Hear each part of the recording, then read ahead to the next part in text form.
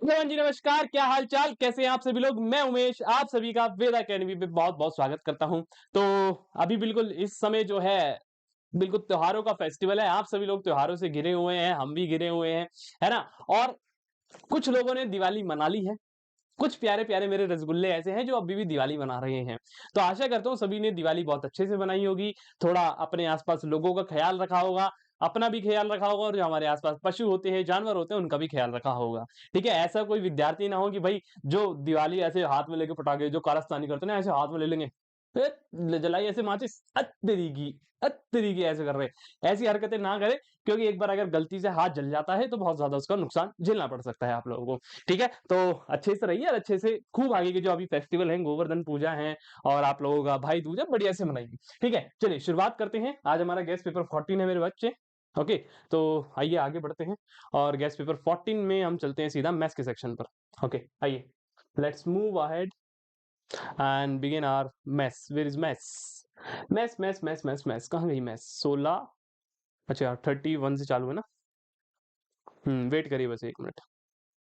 अपनी copy pen तैयार रखो भाई, कॉपी पेन खोलकर तैयार हो जाइए, कॉपी पेन खोलकर तैयार हो जाइए। बस अब आने वाली है आपके सामने मैथ्स। मैथ्स का सेक्शन चालू हो गया है। ठीक है, चलिए शुरुआत करते हैं। पहला क्वेश्चन देखिए क्या कह रहा है आप लोगों के सामने। क्या कह रहा है, इसकी वैल्यू बताइए। क्या कह रहा है, इसकी वैल्यू बताइए। कह रहा है the value of under root 7 + 4√3 minus under root 7 - 4√3। कह रहा है इसकी वैल्यू बताइए। बहुत ही आसान क्वेश्चन है, बहुत ही प्यारा क्वेश्चन।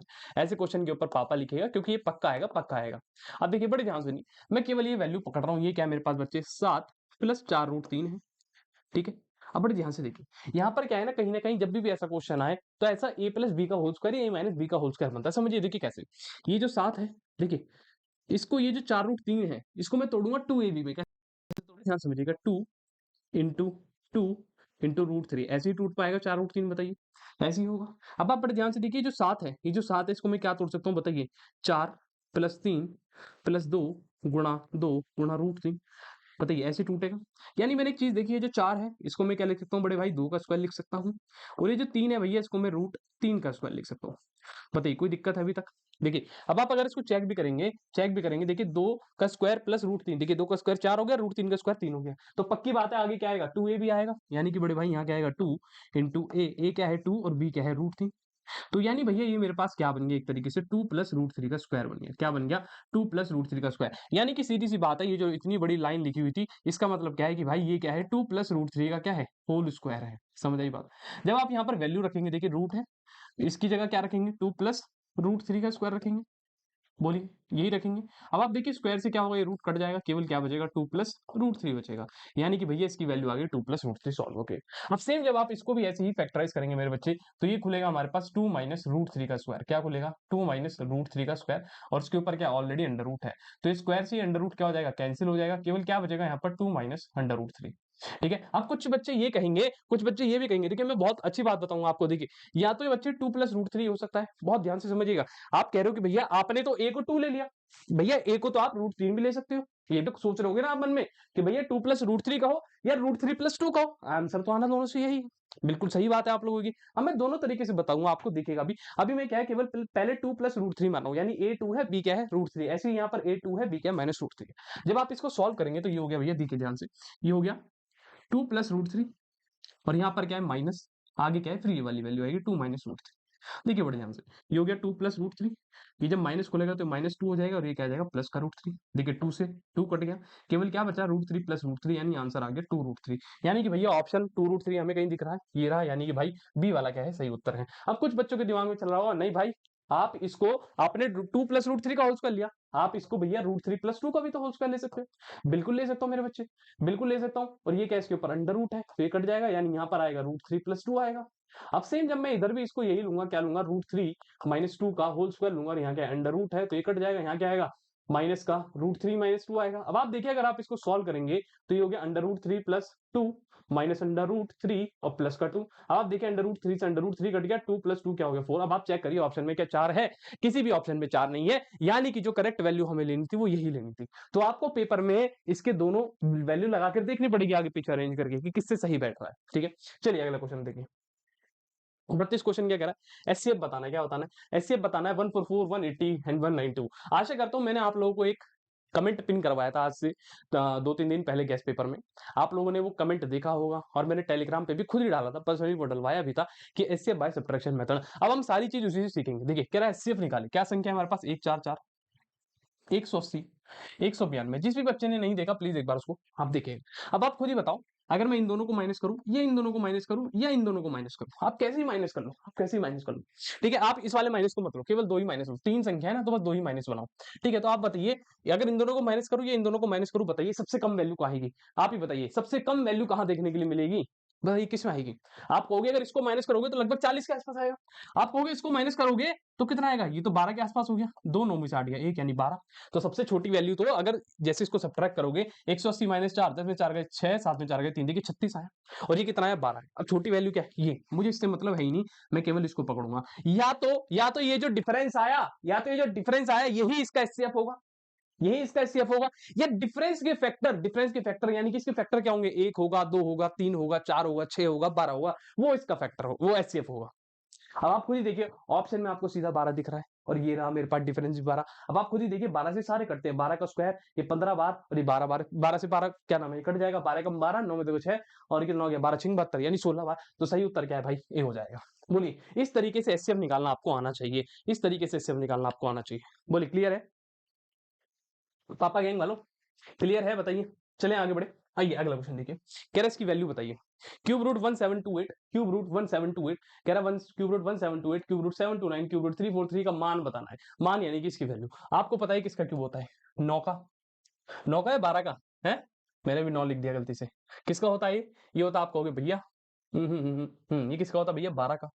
12 का, ये किसका होता है 9 का, और ये किसका होता है 7 का। कुछ बचा, 9 में 7 गए 2, 12 और 2 कितना होता है, बोलिए 14 होता है। खत्म कहानी, यानी 14 is the correct answer, 14 is the correct answer. ठीक है, चलिए आगे देखिए अगला क्वेश्चन क्या कह रहा है।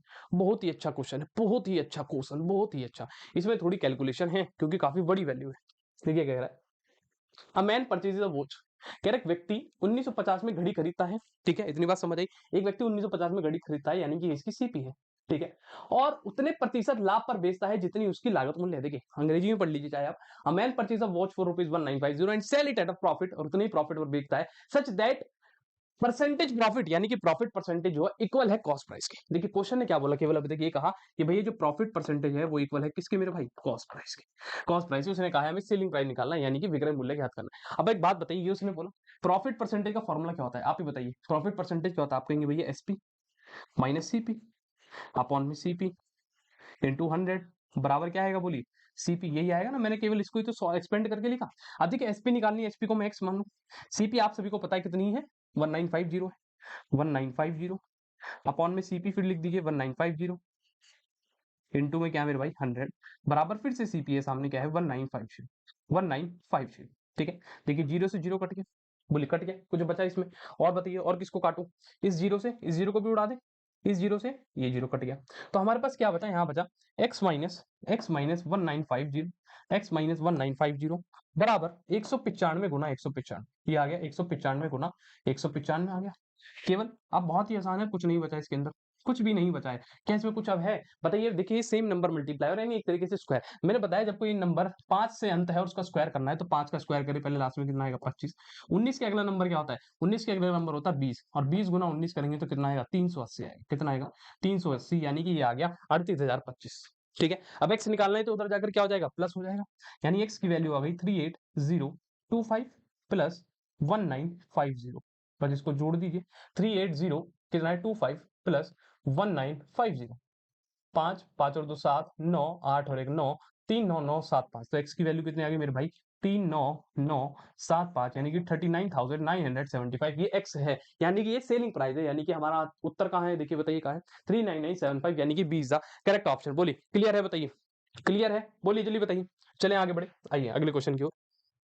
35वां क्वेश्चन क्या कह रहा है, कह रहा है एक्स की वैल्यू जो है √5 प्लस √3 अपॉन में √5 माइनस √3 है। वाई की वैल्यू √5 माइनस √3 अपॉन √5 प्लस 3 है। तो कह रहा है एक्स प्लस वाई बताना है, एक्स प्लस वाई निकालने में कुछ मर्ज है, किसी को कोई दिक्कत है, कोई परेशानी है तो बताओ। कुछ भी नहीं हो गया, बड़े ध्यान से देखिए। एक्स क्या है आपके पास, ये है, देखिए एक्स की वैल्यू देखिए √5 प्लस √3 अपॉन में √5 -√3। आपको मैंने पहले ही बताया था जब डिनोमिनेटर में रूट आ जाए तो इसको रेशनलाइज करते हैं। रेशनलाइज कैसे होता है, यही सेम संख्या ऊपर लिखी, बस माइनस की जगह क्या लगा दीजिए, प्लस लगा दीजिए। क्या लगा दीजिए, प्लस लगा दीजिए।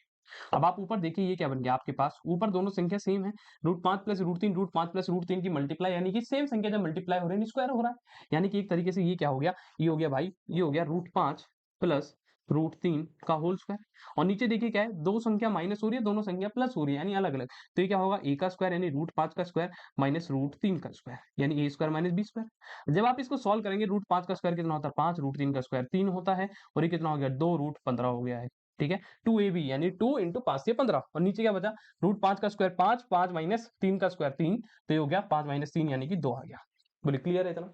अभी कितना हो गया, बोले 5 और 3 8 प्लस 2√15 अपॉन में कितना आया बच्चे, 2 आया।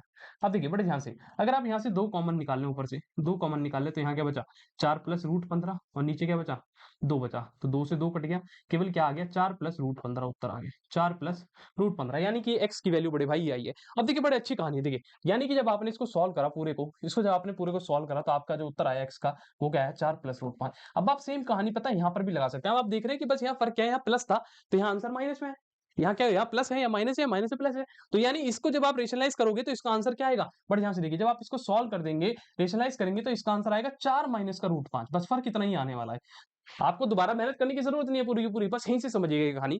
ठीक है, अब कह रहा है x प्लस वाई बता दो, यानी x ये रहा, y ये रहा, जब आप इसको प्लस करेंगे यानी कि 4 प्लस √5 प्लस 4 माइनस √5 करेंगे, तो देखिए √5 से √5 कट गया, केवल क्या बच गया, 4 प्लस 4 यानी कि 8 उत्तर हो गया है, खत्म कर। 35 का उत्तर क्या है भाई, ये हो जाएगा, यानी 8 आ गया। बोलिए क्लियर है, बताइए। चलिए अगला क्वेश्चन देखिए क्या कह रहा है। आइए भाई रे आइए रा, कह रहा है दो संख्या है, ठीक है भैया, दो संख्या है, पहली संख्या दूसरी संख्या से 12 अधिक है। चलिए मैंने माना दो संख्या है, एक ए है और एक बी है, एक ए है और एक बी है। कह रहा है पहली संख्या दूसरी संख्या से 12 अधिक है, पहली संख्या दूसरी संख्या से 12 अधिक है, यानी कि जो पहली संख्या है, ये जो पहली संख्या है, ये दूसरी संख्या क्या थी, बी, इससे कितना अधिक है, 12 अधिक है। समझ आई बात। आगे कह रहा है first number is 12 more than the second number, the average of two number. कह रहा है अगर इनके एवरेज की बात कहें, ए और बी के एवरेज की बात कहें, तो ये कितना है, 19 है। एवरेज कैसे निकालते हैं, डिवाइड बाय 2 करोगे, क्योंकि दो ही संख्या है। तो यानी ए प्लस बी कितना हो गया, आपको भैया 19 दूनी 38, यानी ए प्लस बी की वैल्यू 38 आ गई। तो कह रहा है बताइए अगर दोनों संख्या में दो दो जोड़ा जाए तो उनका रेशियो क्या आएगा, नया। ओके ठीक है, देखिए आपके पास बड़े ध्यान से समझिए, एक आई आपके पास इक्वेशन ए प्लस बी बराबर 38 आई। अगर यहाँ से आप बी को इधर लाकर माइनस करें तो ये क्या हो जाएगा, ए माइनस बी बराबर 12। अब आप इन दोनों इक्वेशन को ऐड करिए, देखिए ए और ए, 2a हो गया, बी और B plus B minus B, ये क्या हो जाएगा, ये तो कट जाएगा, केवल यहाँ क्या बचा 38, और इसको 12 को जोड़िए, 8 2 10 हासिल 1 3 1 4 1 5 यानी 50, यानी ए की वैल्यू कितनी आ जाएगी यहाँ से, 25 आ गई। जब दो डिवाइड में हो जाएगा, ए मिल गया, ए मिल गया। अब देखिए बी भी तो निकालना पड़ेगा, अब बी कैसे निकालेंगे, बी कैसे निकालेंगे, किसी भी इक्वेशन में डाल दो, यहाँ ए की वैल्यू रखोगे कितनी, 25, 25 प्लस बी बराबर 38, तो बी कितना हो जाएगा, 38 माइनस कितना हो जाएगा बोलिए, 25 हो जाएगा। अब बी कितना हो गया बोलिए, 8 में 5 गए 3, 3 में 2 गया 1, यानी कि 13 आ गया। अब देखिए क्वेश्चन ने क्या कहा था, अगर दोनों में दो दो जोड़े, चलिए इसमें दो जोड़िए, 25 में दो जोड़िए, कितना हो गया बोलिए, 27 हो गया, 27 हो गया, 13 में दो जोड़िए, बताइए कितना हो गया, 15। तो कह रहा है अब इनका रेशियो बता दो, समझ आई बात, ऐसे रेशियो तो कितना हो जाएगा बोलिए, इसको सोल्व करिए, 3 नीम 27, 3 पंजे 15, यानी कि 9:5, यानी कि D is the correct answer, D is the correct answer. ठीक है, चले आगे बढ़े, आइए नेक्स्ट देखिए क्या कह रहा है, व्हाट सम ऑफ मनी, कह रहा है कितना पैसा जो है, अच्छा कितना पैसा जो है प्रोड्यूस करेगा 70 रुपए compound interest in 2 year at 5% per annum. बहुत ही आसान क्वेश्चन, आपको पता है सीआई का फॉर्मूला होता है, सीआई बराबर क्या होता है भैया, प्रिंसिपल 1 प्लस आर अपॉन 100 की पावर टी माइनस 1, यही होता है। कुछ बचा है इसमें, सीआई आपको दे रखा है कितना, 70 रुपए दे रखा है, ठीक है, प्रिंसिपल मुझे निकालना है, ठीक है, ब्रैकेट में 1 प्लस आर, जब आर कितना है हमारे पास 5, जब यहाँ 5 रखोगे तो क्या होगा 1 प्लस 5/100, और जब एलसीएम लोगे तो कितना हो जाएगा बोलिए 105/100, 105/100 की पावर क्या है भैया, कितने साल के लिए बोला उसने, टी 2 साल बोला है, तो यानी 2 साल माइनस 1 हो गया। बोलिए कोई दिक्कत, यहीं पर सॉल्व करते हैं, आगे देखिए 70 बराबर पी, जब इसको सॉल्व करेंगे ये हो गया 21, ये हो गया 20, यानी कि यहाँ पर आ गया भाई 21 का स्क्वायर 441, नीचे आ गया 20 का स्क्वायर 400, और माइनस कितना 1। ठीक है, आगे देखिए ये हो गया 70 बराबर पी, 70 बराबर पी, और जब आप इसको इधर एलसीएम लेकर माइनस करेंगे तो 441 माइनस कितना हो जाएगा 400, और ऊपर क्या बचेगा 41 बचेगा, केवल क्या बचेगा 41, और नीचे कितना हो जाएगा 400। बस अब इसमें कुछ नहीं है, आपको क्या है सॉल्व करना है।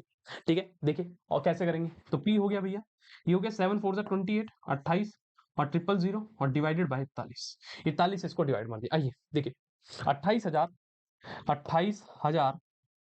भाग्य 41, बोले कितनी बार में काटे? 4 बार में नहीं जाएगा, 6 बार में नहीं जाएगा, 7 बार में, 7 एकम 7, 7 चौक 28 नहीं जाएगा, 6 बार में काटना पड़ेगा। तो 6 बार में काटोगे तो ये हो गया कितना? 6 एकम 6, 6 चौक 24, 10 में 6 गए भैया कितना हुआ? 4, 7 में 4 गए 3 हो गया। फिर ये 0 आ गया, 0 आ गया बताइए। इसको कितनी बार में काटोगे? 8 बार में। 8 एकम 8, 8 चौक 32, या 9 बार में काटोगे, 9 एकम 9, 9 चौक 36 हो जाएगा। तो 8 बार में काटिए। देखिए लगभग ये ऑप्शन और ये ऑप्शन सेम है। देखिए ये तो हट जाएगा, ये तो हटा दीजिए क्योंकि ये एग्जैक्टली नहीं कट पाएगा। 41 है, अगर एग्जैक्टली कटता तो ये आंसर आ जाता। इसको देखिए कितना हो गया? 8 बार में, 8 एकम 8 और 8 चौक 32, माइनस कर दीजिए। 10 में से 8 गए 2, 3 में से 2 गया 1, ये फिर हो गया 1 2 0। ठीक है भैया, फिर उसके आगे बताइए क्या करेंगे? 41 के टेबल में कितनी बार कटेगा? 4 बार में। हम्म, बोले कितनी बार में काटे? 4 बार में जाएगा या 2 बार में? 2 बार में कटना चाहिए। तो हो गया 2 एकम 2, 2 चौके 8, 3 बार में कितने जाएगा? 3 एकम 3, 3 चौक बार, यानी कि 682 के समथिंग आएगा, यानी कि ए इज द करेक्ट आंसर। समझ आई बात? बोलिए क्लियर है? अगला क्वेश्चन देखिए 38 क्या कह रहा है? एक सिलेंड्रिकल टैंक है जिसका डायमीटर 14 है। अगर डायमीटर 14 है तो यानी रेडियस कितना है बड़े भाई? 7 है। 7 है और उसकी हाइट कितनी है? 20 है। कह रहा वॉल्यूम बता दीजिए, यानी उसका क्या बताना है? हमें सीधी सी बात है, इसका आयतन बताना है। तो वॉल्यूम आपको पता है सिलेंडर का क्या होता है? Pi r square h. Pi r square h, बोलिए pi r square h. Pi की वैल्यू क्वेश्चन ने दी है 22/7। रेडियस कितना आ गया अभी हमारे पास? 7 गुणा 7 हो गया है। और हाइट कितनी है भाई? 20 है। 20 है, ये कट गया। बोलिए कोई दिक्कत? बोलिए 22 गुना 20 करिए, 0, 2 दूनी 4, 2 दूनी 4 और इंटू 7 कर दीजिए, ये हो गया 0। 7 चौक 28, 7 चौक 28, 28 और 2, 28 और 2 30। तो यानी कितना आ गया? 30,080 आ गया, यानी कि सी इज द करेक्ट आंसर। 30,080 यानी कि सी इज द करेक्ट आंसर। बोलिए क्लियर है? बताइए किसी को कोई दिक्कत परेशानी हो तो बताओ। हम्म, कोई दिक्कत परेशानी हो तो बताइए भैया। अगला देखिए क्वेश्चन 39। क्वेश्चन क्या कह रहा है? बहुत ही महत्वपूर्ण क्वेश्चन है, बहुत ही अच्छा है। कह रहा है ना quadrilateral P Q R S. अच्छा क्वाड्रिलेटर है पी क्यू आर एस, बड़े ध्यान से समझिएगा। देखिए ये बनाया मैंने quadrilateral P Q R S, ठीक है। पी क्यू आर एस कह रहा पी क्यू बराबर है पी एस के। कह रहा पी क्यू जो है बराबर है किसके? पी एस के, यानी ये दोनों साइड बराबर है। कह रहा and Q R, Q R बराबर है किसके? एस आर के। कह रहा एंगल पी, एंगल पी 60 है। ठीक है, ये वाला एंगल कितना है भाई? 60 है। तो कह रहा है पी क्यू एस का आधा बताओ। पी क्यू एस, ये है ना P Q S, P Q S. कह रहा half of angle P Q S. कह रहा पी क्यू एस का आधा बताओ।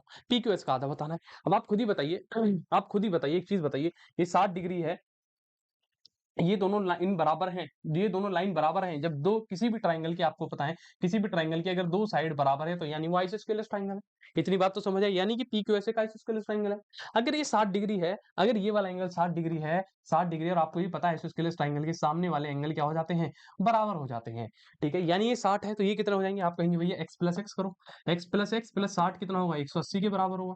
ये हो गया 2x बराबर कितना हो गया? बोलिए 120। और जब आप यहाँ से x निकालेंगे तो ये कितना आ गया? 60 डिग्री आ गया। कितना आ गया? 60 डिग्री, यानी कि भाई ये भी 60 है और ये भी क्या है? 60 है।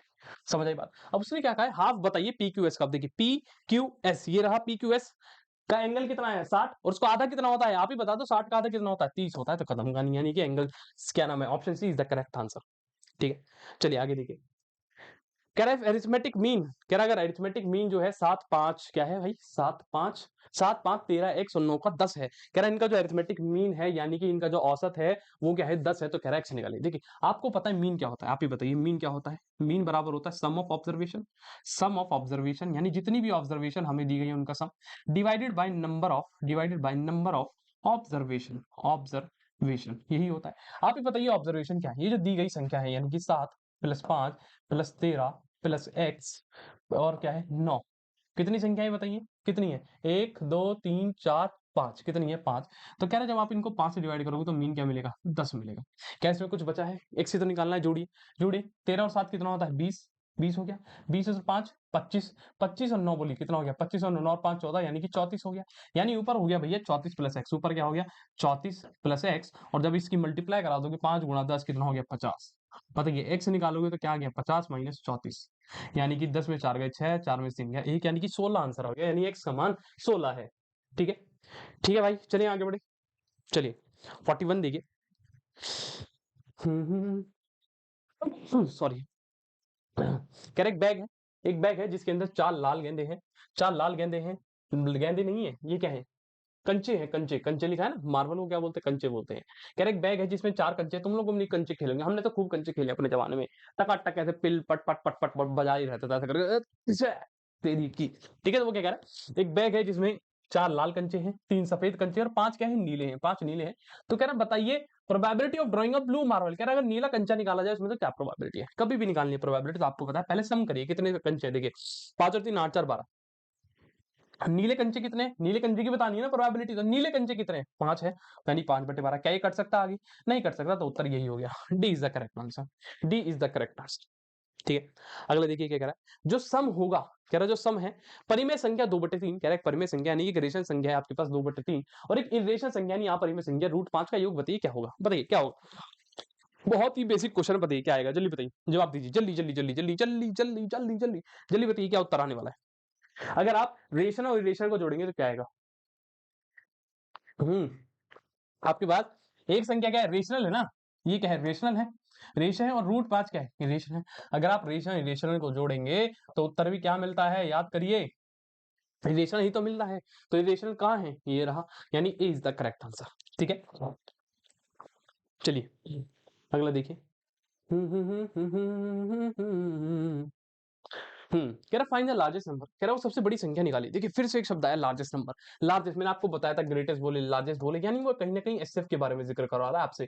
कह रहा है कि फाइंड द लार्जेस्ट नंबर, वो सबसे बड़ी संख्या बताइए जो डिवाइड कर दे 438 को और 606 को, और रिमाइंडर क्या दे दे, 6 दे दे, रिमाइंडर क्या दे दे, 6 दे दे। समझ आई बात, समझ आई बात। कह रहा है इनमें से वो संख्या बताइए, जैसे कि 4 ऑप्शन है, 72 216 24 48। कह रहा है वो संख्या बताइए इनमें से कौन सी होगी जो इसको भी भाग करे, इसको भी भाग करे, हमेशा रिमाइंडर क्या दे, 6 दे। जब भी ऐसा क्वेश्चन है तो आपको क्या करना है, आपके पास संख्या क्या है पहली 438, जो भी रिमाइंडर उसको माइनस करती है, तो कितना होगा बोलिए, 4 3 2 हो गया। ऐसे ही 606 में से क्या माइनस कर दी, 6 माइनस कर दी, तो कितना हो गया, 600 हो गया। कितना हो गया, 600। अब आपको क्या निकालना है, ये जो बची हुई संख्या है 432 और 600, इसका एचसीएफ निकालिए। क्या निकालिए, एचसीएफ निकालिए। आइए प्राइम फैक्टराइजेशन कर रहा हूं मैं आपको, देखिए चलिए, 2 दूनी 4, 2 दूनी 4, 2 16 16, बोलो फिर ये कितना हो गया, 2 धाम 20, है ना, कितना हो गया, 2 धाम 20, यही होगा ना, बताओ सही चल रहे हैं हम, कुछ माइनस गड़बड़ तो नहीं हुई। हाँ सही है अभी तक। ठीक है, तो 2 दूनी 4 हो गया है।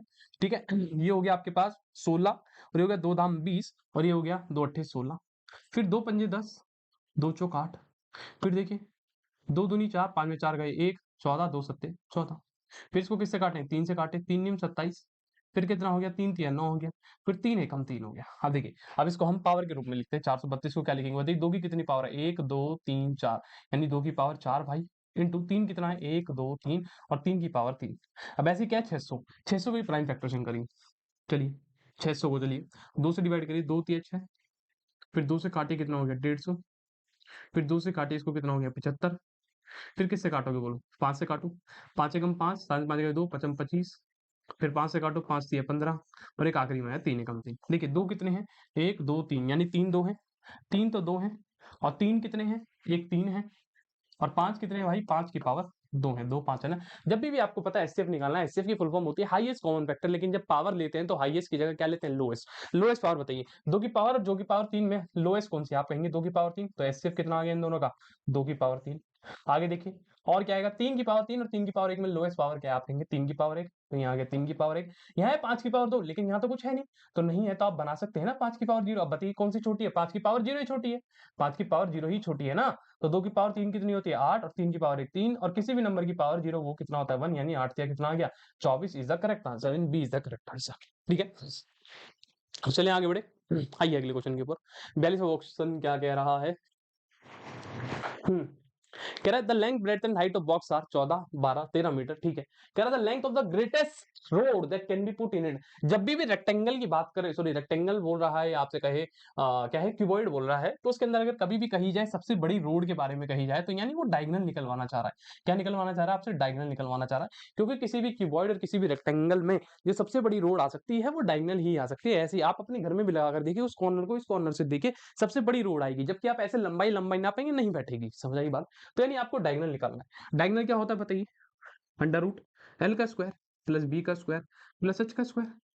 बोलिए एल कितना है भाई, अपने पास एल है 14, 14 का स्क्वायर करेंगे तो कितना होगा, 196। बी कितनी है 12, 12 का स्क्वायर 144, और 13 का स्क्वायर कितना हो जाएगा 116। इनको जोड़ दीजिए, क्या है 196, 144 और 169, 6 4 10 और 9 19 हासिल 1, ठीक है भाई, 6 4 10, 9 और 1 10, 20 हो गया है, 2 और 3 5, यानी रूट 509 कितना आ गया भाई, रूट रूट रूट रूट कितना आ गया 509। अब रूट 509 की वैल्यू किसके आसपास आएगी, आप ही बताइए किसके आसपास, अगर नहीं आती तो देखिए यहाँ पे हम निकाल सकते हैं। ठीक है, ऐसी एक लाइन बनाइए, यहाँ लिखिए 509, पीछे से पेयरिंग करिए, एक पेयर ये हो गया, ये अकेला है, तो ये किससे कटेगा, 2 के टेबल से, 2 दूनी 4, 5 में 4 गया, 1 बचा, ये ऊपर से 0 9 आ गया, जो आपने ऊपर चढ़ाया था दो, उस 2 को यहाँ ला करके अगर 2 ऐड कर दो, ये हो गया 4। समझ आई इतनी बात। अब देखिए 4 के टेबल 2 बार में, तो यहाँ लगाइए 2 और यहाँ लगाइए 2, अब बताइए कितना हो गया, 42 गुना 2 करिए, 2 दूनी 4, 2 चौक 8, माइनस कर दिए, 9 में से 4 गए 5, 10 में से 8 गए 2। समझ आई इतनी बात। अभी जो 2 ऊपर चढ़ाया था, फिर इस 2 को क्या कर दो, यहाँ ऐड कर दो, ये हो गया 44। बड़े ध्यान से देखिए, बड़े ध्यान से दिखेगा, अब 44 और 25, 44 के टेबल में 25 तो आ नहीं सकता, ये तो गड़बड़ होगी मार्ट साहब। तो यहाँ पर क्या लगाओगे, जीरो लगाओगे, और जैसे यहाँ जीरो लगाओगे तो यहाँ जीरो, और यहाँ भी एक जीरो लगाओगे। अब देखिए 44 को किससे काटना है, 2500, 44 के टेबल में बताइए 250 के आसपास क्या आएगा, 44 के टेबल में 250 कितनी आंसर आएगा, आप ही बताइए, 3 बार, यानी 44 गुना 3 करिए, 3 चौक 12, 3 12 13। ठीक है, तो यानी कि लगभग लगभग अगर 44 के टेबल में 5 बार देखे तो कितना हो गया, 5 चौक 20, 5 चौक 20 और 2 22, यानी कि 5 बार में कटेगा लगभग। तो यानी कि भैया यहाँ हो गया 5, और यहाँ कितना हो गया 5 हो गया, और 44 445 गुना 5 करेंगे तो कितना आएगा, 2200 आएगा। तो बस खत्म कहानी, यानी 22.5 उत्तर हो गया है, यानी B is the correct answer. बोलिए B is the correct answer, क्या है भाई, बी क्या है करेक्ट आंसर, क्लियर है, बी क्या है सही उत्तर हो जाएगा। ठीक है, चलिए इस तरीके से आपको स्क्वायर रूट निकालना आना चाहिए, यानी कि मैं सीधी सी बात है, रूट 509 की वैल्यू क्या आ गई भाई, 22.5 आ गई, और मुझे दिख रहा है एक ही ऑप्शन में है 22.5, वो क्या है, बी ऑप्शन है। दूसरे वाले में 22.3 था, तो 3 का तो यहाँ मतलब बनता ही नहीं है। अगले देखिए क्या कह रहा है, 45 क्वेश्चन कह रहा है, आजा भाई, the ratio of copper two zinc, कह रहा है एक एलॉय था जिसके अंदर जो रेशियो है कॉपर और जिंक का, वो 4:5 है, यानी मार्ट साहब ये कॉपर है, ये जिंक है, इनका जो रेशियो भैया वो 4:5 है, क्वेश्चन ने कहा ठीक है भाई ले लिया मैंने। कह रहा है कॉपर इज इंक्रीज बाय 20%, कह रहा है कॉपर को 20% बढ़ाओ, कॉपर को 20% बढ़ाओ, कॉपर कितना है 4, 4 को 20% कैसे बढ़ाओगे बताओ, 4 को 20% कैसे बढ़ाओगे, तो मैंने आपको बताया हमेशा बार बार, 4 को क्या बढ़ाना है 20%, तो नीचे लिखो 100, और कितना बढ़ाना है 100 को 20%, यानी कि 120 हो गया। अब देखिए कितना हो गया, जीरो कट गया, 12 चौक कितना होता है बेटा 48, 48/10, यानी कि कितना हो गया 4.8, यानी कि जब आपने 4 को 20% बढ़ाया, 4 को 20% बढ़ाया तो कितनी आ गई ये वैल्यू 4.8 आ जाएगी, जब इसको सॉल्व करोगे क्या आएगा 4.8। अब देखिए कह रहा है and quantity of zinc remain constant, कह रहा है कि जिंक जो है वो यही है, जिंक पहले 5 था अभी 5 है, लेकिन कॉपर 20% बढ़ाया 4.8, तो कह रहा है बताइए नया रेशियो क्या हुआ, बस कुछ नहीं है, देखिए कॉपर कितना हो गया आपको पता है 4.8 है, जिंक कितना है 5 है, अब नया रेशियो बताना यहीं से, इसको हटाइए, इसको हटाइए, हम ये रोशियो लगा लेते हैं, ये क्या आ जाएगा नीचे 10, यानी कि भैया ये हो गया 48, और जब इसकी क्रॉस मल्टीप्लाई कराओगे 10 कहाँ चले जाएगा, उधर चले जाएगा। अब इसको काट सकते हैं 2 के टेबल से, तो हो गया 2 दूनी 4, 2 चौका 8, और ये कितना हो गया 25 हो गया, यानी कि 24 24 रेशियो 25, 24 रेशियो 25, यानी D is the correct answer. बोलिए इस प्रकार से ही करना है, बेफालतू की कहानियां मत लगाने बैठ जाना, समझ आई बात, बहुत प्यार से चीजें समझा रहा हूँ, इससे प्यार से तो कोई और नहीं सिखा सकता भाई। ठीक है, अगला क्वेश्चन देखिए क्या कह रहा है, कह रहा पॉपुलेशन ऑफ अ विलेज, कह रहा एक शहर है, उसकी जो पॉपुलेशन है इंक्रीज होती है पहले साल में 20%, ठीक है, डिक्रीज होती है दूसरे साल में 15%, ठीक है, again increase third year by 10%, फिर से तीसरे साल में 10% बढ़ती है, कह रहा 3 साल बाद उसकी पॉपुलेशन ये 3 साल बाद की देखिए बाद की, तो कह रहा है कि 3 साल पहले की बताइए, देखिए जब भी ऐसी कहानी है 3 साल बाद की दे दे हमेशा, तो आपको क्या लिखना है, देखिए 106590, समझ आई बात, इनटू 3 बार मल्टीप्लाई हो गया, बड़े ध्यान से समझिए 3 बार मल्टीप्लाई हो गया, ठीक है, जो मल्टीप्लाई करके आंसर आएगा वो क्या आएगा 3 साल पहले की पॉपुलेशन। अब देखिए मल्टीप्लाई कैसे होगी, पहले साल में क्या हुई इंक्रीज हुई कितनी 20%, हम हमेशा क्या करते थे नीचे 100 लेते तो बढ़ाना होता था ऊपर मिक्स कर देते, लेकिन यहाँ उल्टा जाना है, हमें पीछे जा रहे हैं ना, पीछे पीछे की तो पॉपुलेशन पूछ रहा है, तो यहाँ आप क्या करेंगे, अब आप लिखेंगे ऊपर 100 और 100 को 20% बढ़ाइए, कितना हो गया 120 हो गया। ऐसी सेम अगले में क्या है डिक्रीज हुई कितना 15, तो ऊपर लिखे 100, 100 को 15 घटाइए कितना हो गया 85 हो गया। अब ऐसे ही क्या भैया थर्ड ईयर में क्या हुई 10% इंक्रीज हुई, तो ऊपर हो गया 100 और नीचे क्या आ गया 110 आ गया। अब जो उत्तर मिलने वाला है वो 3 साल पहले की पॉपुलेशन आएगी। अब देखिए ये जीरो कट गए, ये जीरो कट गए, ठीक है, ये 11 से कट जाएगा, मेरे को लग रहा है 10659, आइए 1010659 को 11 से काटिए, ठीक है, ये कितना हो गया बोलिए 11 निन्यानवे, 99, 16 में से 9 गया 7 बचा, ये तो जीरो हो गया, ये 5 आ गया, 11 छिंग छिंग, 15 में से 6 गया 9, और ये 9 इधर आ गया, 11 9 जा 99 हो गया, क्या हो गया 99 हो गया, यानी कि ये कितना आ गया 969 आ गया, कितना आ गया मेरे भाई 969, जब आपने इसको काटा तो ये कितना आ गया 9690 आ गया। बोलिए क्लियर है इतनी सी बात। अब देखिए इसको 5 से काट दीजिए, इन दोनों को काट लीजिए, कट जाएगा, या 12 से काटा जाए तो 12 अट्ठे तो 96 हो जाएगा सीधा, लेकिन ये नहीं कट पाएगा पूरा, तो एक काम करिए 5 से काटिए। ठीक है, तो ये कितना हो गया बोलिए, 5 एकम 5, 8 में 5 गए 3, कितना हो गया 35, और 5 सत्ते 35, हो गया 17, बोलिए, और ये हो गया 5 दूनी 10। अब देखिए 17 से ये कट सकता है 9690, 17 से काटिए 9690 को, तो बोलिए कितनी बार में जाएगा, 17 पंजे कितना होता है बोलिए 85, 17 पंजे की बात करें 5 सत्ते 35, और ये हो गया 85। देखिए 6 में से 5 गया 1, 9 में से 8 गया 1, और ये 9 फिर से आ गया, और ये हो गया ठीक है, तो ये कितना हो गया 119 हो गया, कितना हो गया भाई 119, और 17 के टेबल में 7 बार क्या होता है, वो 119 होता है, तो हो गया 119, और बचा गया आखिरी में मेरे पास ये जीरो, तो ये जीरो आ गया यहाँ, यानी कि 570 बार कट गया, कितनी बार कट गया ये, इससे 570 बार कट गया। तो मेरे पास केवल क्या बचा है, नीचे 12 बचा है ना, केवल नीचे 12 बचा है, 12 को भी उड़ाते आएंगे, दो एक, दो एकम दो, दो छिंग 12, दो छिंग 12 हो गया। ठीक है, 6 से ही कट सकता है, 7 और 5 12, 3 के टेबल से तो कट ही जाएगा। देखिए ये हो गया 3 दूनी 6, 3 दूनी 6, इसको काटिए 3 के टेबल से, 3 कम 3, 5 2, 3 दूनी 27, 190 ही हो गया। फिर 2 से काट दीजिए इसको, बताइए कितनी बार चले जाएगा, 2 नीम 18, 9 में से 8 गए 1, 2 पंजे 10, यानी 95। अब देखिए क्या बचा, केवल 95 और 100 और 0, केवल मेरे पास उत्तर जो आ गया 95 गुना 100 गुना 100 और एक 10 हमारे पास यहाँ है, यानी कि कितना हो गया 95 ट्रिपल 0, 95 ट्रिपल 0, यानी कि ए इज द करेक्ट आंसर। तो कैलकुलेशन कई बार इतनी लंबी भी करनी पड़ सकती है, तो आपको कैलकुलेशन देखनी है, मल्टीप्लाई मानने से मतलब नहीं है, हर चीज सीखनी है। ठीक है, चलिए अगला देखिए, पर्सन वॉक डिस्टेंस है 4 kilometre per hour and return at 6 kilometre per hour. ठीक है, एक व्यक्ति मान लो यहाँ से चालू हुआ, यहाँ से चालू और यहाँ तक गया, कह रहा है x किलोमीटर की दूरी थी, मान लो कह रहा है 4 किलोमीटर की स्पीड से गया, वापस यही दूरी यानी x की दूरी वापस 6 से आया, कह रहा है टोटल टाइम जो उसने लिया, यानी यहाँ जाने का कुछ टाइम होगा उसका, इधर जब गया तो इधर जाने का कुछ टाइम होगा, उधर आने का जो टाइम था, कह रहा दोनों को मिलाकर 5 घंटा हो सकता है। मान लो वो जब ऐसे गया तो उसने 2 घंटे लिए, हो सकता है जब वापस ऐसा 3 लिए, ऐसा हो सकता है जाते हुए 1 लिया, आते हुए 4 लिए, कुछ भी प्रोबेबिलिटी हो सकती है, बहुत सारी ऐसी संख्या हो सकती है। तो कह रहा है बताइए टोटल डिस्टेंस क्या है, टोटल डिस्टेंस बताना है, बताइए। बहुत ही आसान है, देखिए बड़े ध्यान सुनिए, अगर मैं जाते हुए की टाइम निकालू, अगर मैं जाते हुए टाइम निकालू, यानी से मैं जाने वाले टाइम को बोल दूं t1, तो टाइम क्या होता है आपको पता है डिस्टेंस, और डिस्टेंस कितना जाने का x, और स्पीड कितनी है 4, और आते हुए का टाइम निकालू यानी t2, तो डिस्टेंस कितना है x, स्पीड कितनी है 6, और आपको पता है जाने और आने के टाइम का सम उसने कितना दिया है 5 घंटे, यानी कि मार्ट साहब T1 प्लस T2 कितना दे रखा है 5 घंटा दिया हुआ है। T1 की वैल्यू क्या है x बटे 4, T2 क्या है x बटे 6, बराबर कितना बोलिए 5। चलिए 4 और 6 का एलसीएम लीजिए, बताइए कितना आएगा 12, 4 तिया 12, तो ऊपर हो गया 3x, 6 दूनी 12, ये हो गया 2x, बराबर कितना हो गया 5। अब आप इसको सॉल्व करेंगे, 3x और 2x कितना होता है भाई 5x अपॉन में 12 बराबर में 5। देखिए 5 से 5 कट गए, केवल क्या आ गया x बराबर 12, यानी कि जाने की दूरी 12 है, यानी जाने की दूरी 12 है, लेकिन उसने क्या बोला है टोटल डिस्टेंस बताना है, तो आएगा कितना 12 ही तो आएगा, और 12 का 12 क्या होता है 24 होता है, कदम कहानी। ठीक है, चलिए आगे देखिए, कह रहा find the rate of compounders, कह रहा है कि वो रेट बताइए कंपाउंडर्स का एट विच 2000, कह रहा है जिस पर जो है 2000 रुपए 2420 बन जाते हैं 2 साल में। बहुत ही आसान क्वेश्चन, देखिए आपको प्रिंसिपल अमाउंट दे रखा है 2420 रुपए, और यहाँ क्या लेते हैं हम प्रिंसिपल लेते हैं, प्रिंसिपल लेते हैं इनटू क्या करते हैं रेट कितना है वो तो हमें निकाल लेंगे, तो यानी भैया 1 प्लस आर अपॉन 100, और टाइम कितना दिया है बताइए 2 साल दिया हुआ है। मैं इसको डिवाइड कराऊं इससे तो कितना हो जाएगा बोलिए 2420 डिवाइडेड बाय 2000, 2000 बराबर 1 प्लस आर अपॉन 100 की पावर कितना 2।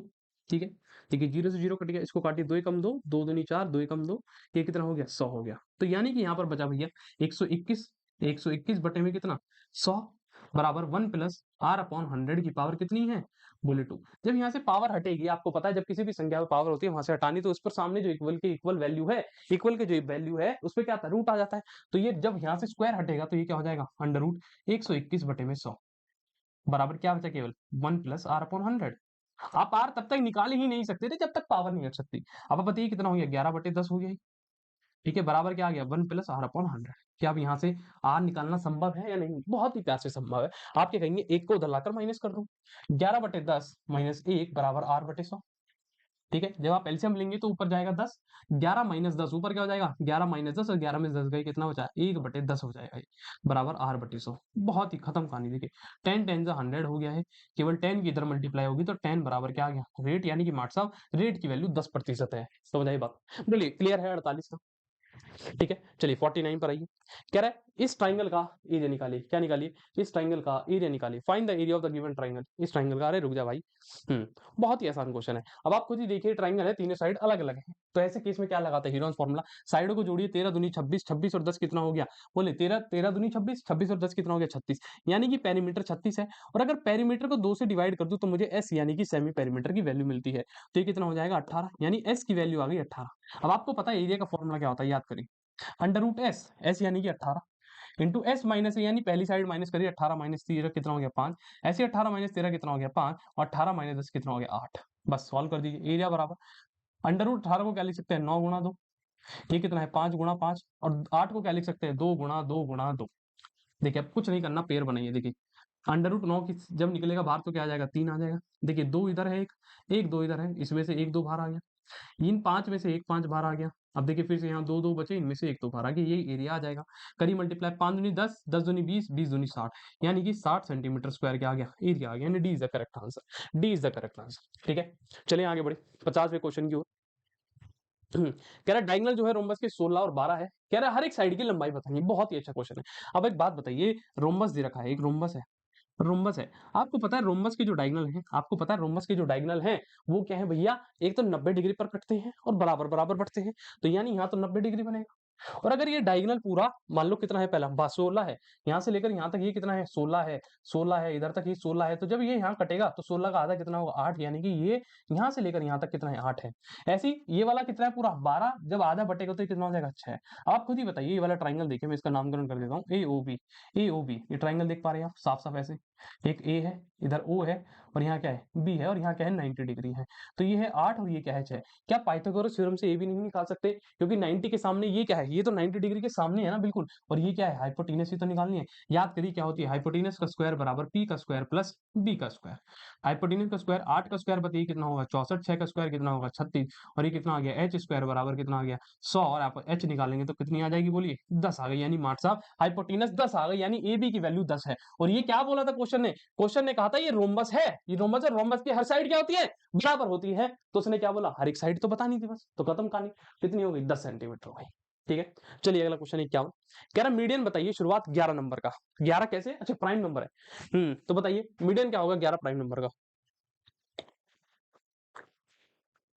प्राइम नंबर लिखिए शुरुआत के 11। शुरुआत कहां से होती है? 2, 3, 5, 7, 11, 13, 17, 19, 23 और कितने हो गए? 1 2 3 4 5 6 7 8 9, 9 है, 2 लिख रहे हैं। 23 के बाद क्या आएगा? अपने पास आएगा 29। 29 के बाद क्या आएगा? 31। ठीक है, कह रहा है मीडियन बता दो किसका? शुरुआती 11 प्राइम नंबर का। देखिए मीडियन का मतलब होता है, मीडियन जो शब्द है इसका मतलब होता है बीच की वैल्यू। क्या होती है? मिड वैल्यू बतानी है आपको। क्या आप यहां से ही बता सकते हैं बीच में कौन सी वैल्यू है? बिल्कुल बता सकते हैं। क्यों? बट ध्यान समझिए कैसे बता सकते हैं। Please listen very carefully. आपको यहाँ कोई फॉर्मूला लगाना नहीं बता रहा हूँ, वरना मीडियन का बच्चा यहाँ फॉर्मूला लगाता है, मैं नहीं सिखा रहा। देखिए कितनी वैल्यू टोटल? 11। 11 है।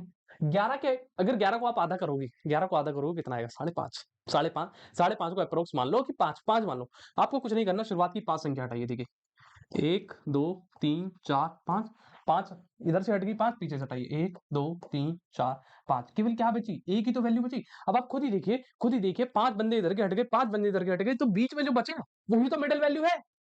वही तो मिडल है ना। मैं क्या कह रहा हूं मेरे भाई, एक यहाँ राम खड़ा है, एक यहाँ शाम खड़ा है, एक है घनश्याम खड़ा है। देख राम, शाम, घनश्याम। मैं क्या कह रहा हूँ, बता बेटा बीच में कौन खड़ा है? बीच में कौन खड़ा है? बीच में कौन खड़ा है? तो तू क्या कहेगा? अरे जो ये वाला बंदा है वो कहेगा ना, इस वाले को हटा, इस वाले को हटा, मैं ही तो बचा, मैं ही तो बचा। यानी कि इधर की भी हटाओ, इधर की भी हटाओ, बीच में जो बचा वही तो है, यानी शाम बीच में होगा। समझ आई बात? तो जब ऑड संख्या होती है, यानी टोटल जो है संख्या वो क्या है? ऑड है, तो आप बहुत प्यार से हटा सकते हैं। लेकिन मान लीजिए अगर ऐसा हो जाता, ऐसे हो जाता, आपकी संख्या ऐसे हो जाती 1 2 3 4 5 6, अब कहता बता, अब कहता बता बीच वाली संख्या कौन सी? अब आप, मैंने क्या बताया, गिनिए टोटल कितनी है? 6 है। 6 को डिवाइड करो, आधा करो, तो आप कहोगे 3। यानी 3 इधर से हटाओ, 3 इधर से हटाओ। जब आप 3 इधर से हटाओगे, 1 2 3 ये कट गई, 1 2 3 इधर से ये भी कट गई, तो बचा तो कुछ भी नहीं, बचा तो कुछ भी नहीं। तो ऐसे केस में क्या करते हैं? देखिए एक इधर से हटाइए, एक इधर से हटाइए, एक इधर से हटाइए, एक इधर से, बची क्या? अगर आप 3 और 4 को भी हटा दोगे, 3 और 4 को भी हटा दोगे तो मामला तो खत्म, कुछ बचने वाला ही नहीं है। तो आपको क्या करना है ऐसे केस में? 4 और 3 को पकड़ो, इनको ऐड करो, कितना हो गया? 7, और 7 को 2 से डिवाइड करो, कितना आ गया? 3.5।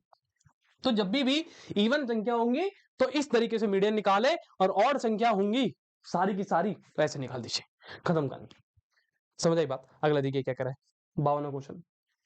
ए सेल अ शॉर्ट केस नहीं सूटकेस सॉरी, हमारी अंग्रेजी खराब हो गई है ऐसा लग रहा है। A sell a suitcase to B at 10% profit, B sell it to C at 30% profit, if C pays rupees 28,604 then the price at which A bought is। Okay, बहुत ही आसान क्वेश्चन। देखिए कह रहा है ए है, एक बी है और एक सी है। कह रहा है ए ने बी को एक सूटकेस बेचा, कितने प्रॉफिट पर? 10% के प्रॉफिट पर। ठीक है, मुझे नहीं पता ये कितने का लाया, हो सकता है 1 लाख का लाया, 5 लाख का, जिसने का लाया। बी ने आगे किसको बेचा? सी को बेचा 30% के प्रॉफिट पर। ठीक है, कह रहा है सी ने जो ये खरीदा ये 2860 का खरीदा।